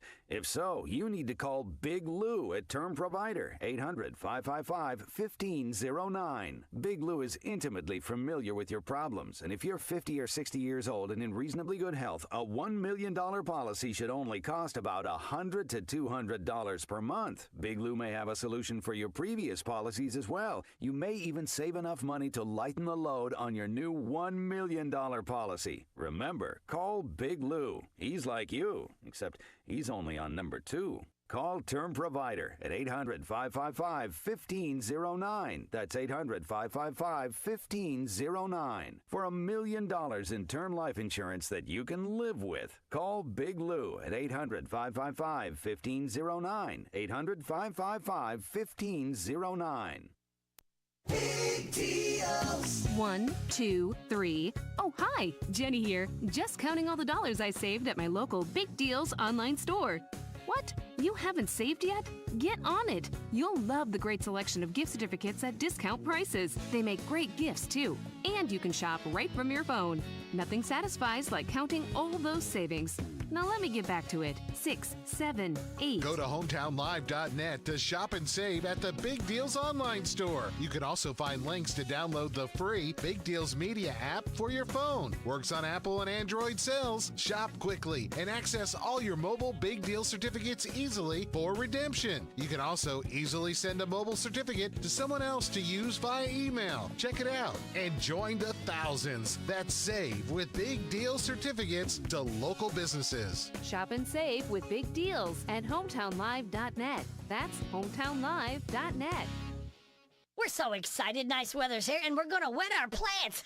Buddy Beaver here, Mulch to Go now has Rock to Go. Yes, we've been busy little beavers and expanded to add landscape, rock, sand, topsoil, compost, and more. We have a wide selection to choose from in both bulk and bags. Stop by Mulch to Go for your landscape needs from pine nuggets, pine straw, cedar, cypress, and playground chips, too. Mulch to Go opens at 9 a.m. Monday through Saturday. Call 859-715-7575. They're located in Harrodsburg on the corner 127 and Beaumont Avenue. Mulch to Go. Mulch to Go. Looking for something more from your personal checking account? Then one of our new Community Trust Advantage checking accounts might be right for you. Our Advantage checking accounts offer great features such as ID Protect, roadside assistance, cell phone protection, travel and leisure discounts, and shopping rewards, which makes it easier for you to save money on everyday purchases. Learn more at ctbi.com. Get more out of your checking. Open an account today. Our friendly, professional staff at one of our many branches will be happy to assist you. Community Trust Bank. Building communities built on trust. Member FDIC. Terms and conditions apply. This is how we do it at Withers Chrysler of Lawrenceburg. In 2024, they are making deals real. With their educated personal staff, they make shopping fun and buying easy. Do you want a newer vehicle? Want a truck for under $25,000? Need your vehicle service? Needing a place that's going to treat you right? Well, Withers is the way. Check them out, Chrysler of Lawrenceburg. This is one place I will not pass on deals with wheels for the 2024.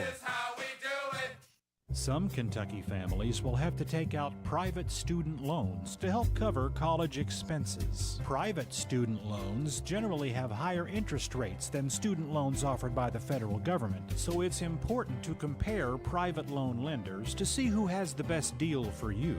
The Advantage Education Loan, Kentucky's only nonprofit private student loan, offers a very competitive rate. Learn more at AdvantageEducationLoan.com. It's 11:42. The WHBN weather forecast is brought to you by Horn Home Supply, a trusted name for quality service and a fair price for over 40 years. See Matt Horn at Horn Home Supply in Harrodsburg, South College Street. Sunny today with a high of 72. Wind gust to 20. Clear tonight and a low of 43. Sunny on Sunday, high of 74. Clear Sunday night and a low of 45. Monday's going to be sunny, high of 81. Monday night, clear, low of 50. Tuesday, sunny, high of 85. Sunny Wednesday, high of 87.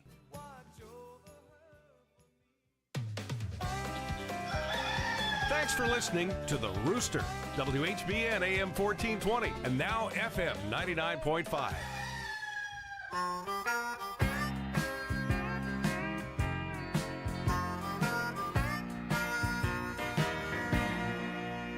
What a beautiful mansion he built you. Splendor, Lord, you got it, wall to wall. And yet, with all of that, you're still not happy. 'Cause every time he's gone, I get your call. Slide off of your satin sheets, slip into your long soft mink. You know where to find my door, and I know what you're crying for. Slide off of your satin sheets, slip into your long soft mink. You know where to find my door, and I know what you're crying for.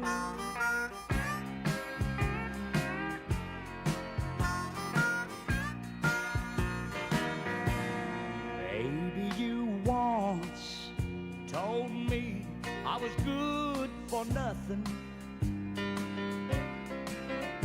and you couldn't live on dreams and crystal balls. His money buys you everything but my loving, so I guess I'm good for something after all. Slide off of your satin sheets, slip into your long soft mink. You know where to find my door, and I know what you're crying for. Slide off of your satin sheets, slip into your long soft mink.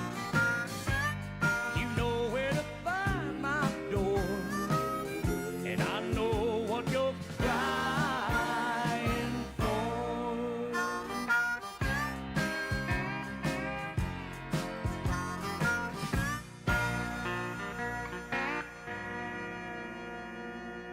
Hi, this is Radio Rick. Join me weekday mornings on the Rooster on the new 99.5 FM and AM 1420 WHBN.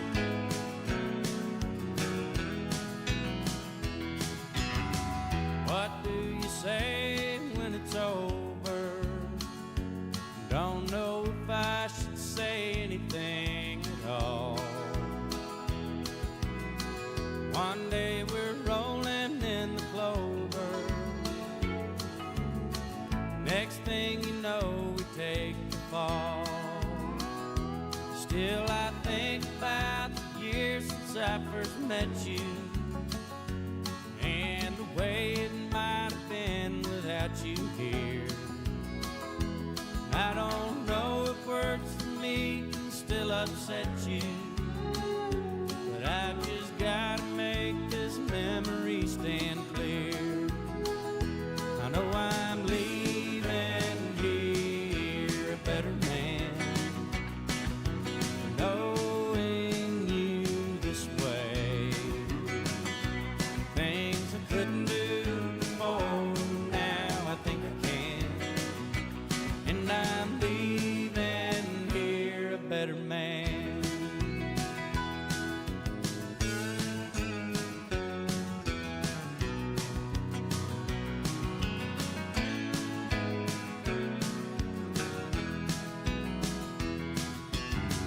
Yes, I always knew I couldn't hold you, but I'd never be the one to set you free. Just like some old nursery rhyme your mama told you, you still believe in some old meant to be. Still, I'm leaving here a better man, knowing you this way. Things I couldn't do before, now I think I can, and I'm leaving here a better man. Yes, I'm leaving here a better man, knowing you this way. Things I couldn't do before, now I know I can, and I'm leaving here a better man. The Rooster, WHBN AM 1420, and now on FM 99.5.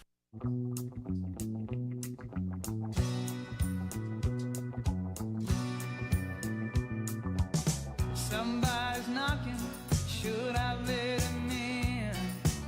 Lord, it's the devil, would you look at him? I've heard about him, but I never dreamed he'd have blue eyes and blue jeans. Well, somebody's talking, he's whispering to me.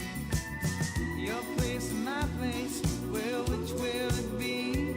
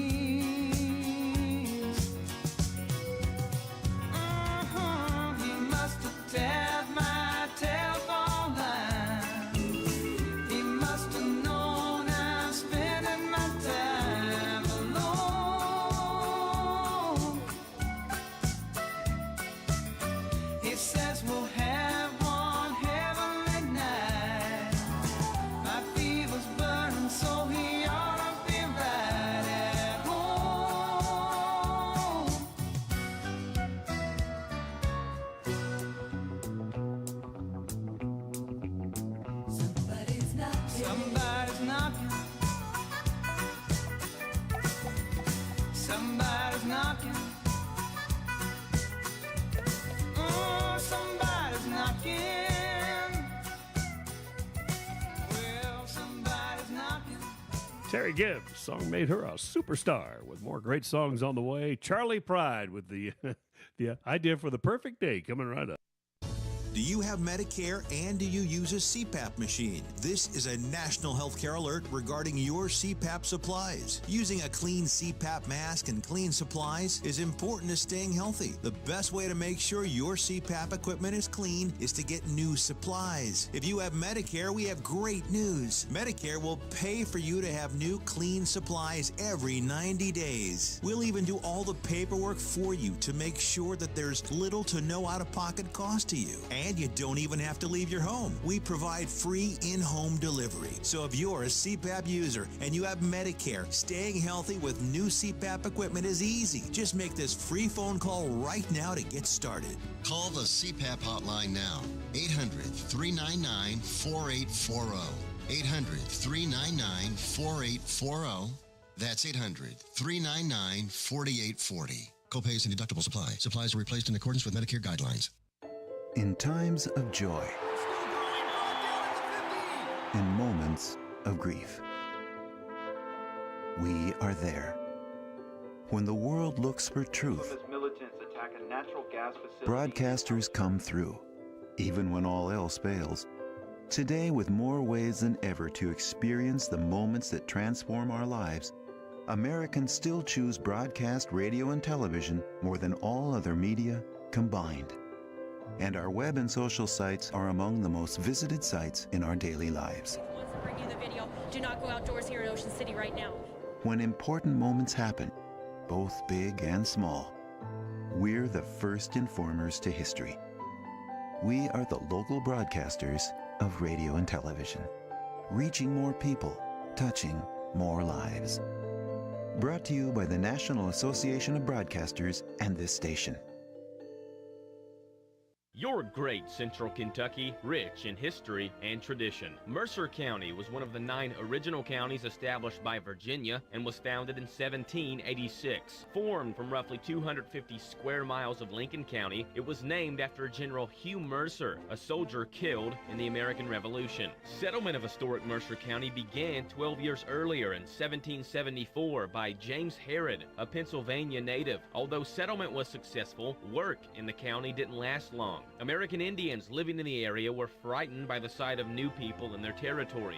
Work in the newly founded county had to be suspended due to hostility between American Indians and the settlers. Religion also played a big role within Mercer County. A small village called Pleasant Hill became home to the Shakers. 200 years later, historic Mercer County boasts the first permanent settlement in Kentucky, Harrodsburg, named after the aforementioned James Herod. The Hometown Radio Network is proud to serve our listeners in Central Kentucky. Thanks for listening.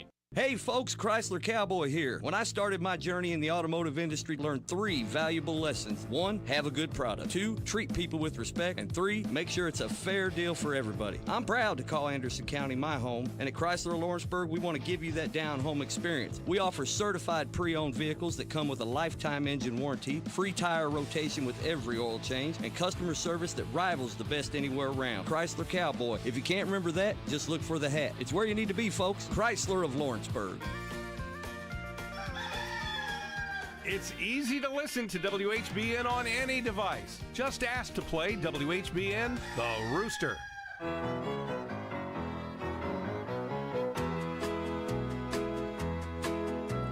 Whenever I chance to meet some old friends on the street, they wonder how does a man get to be this way. I've always got a smiling face, anytime and any place.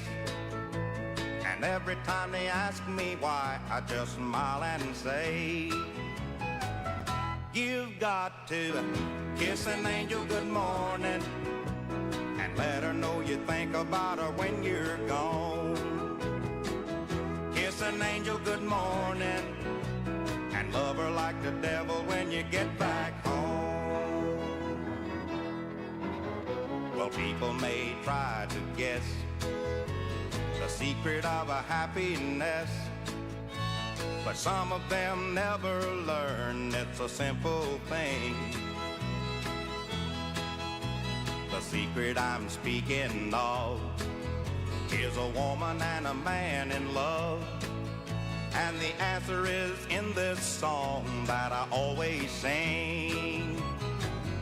You've got to kiss an angel good morning and let her know you think about her when you're gone. Kiss an angel good morning and love her like the devil when you get back home. Kiss an angel good morning and let her know you think about her when you're gone. Kiss an angel good morning and love her like the devil when you get back home.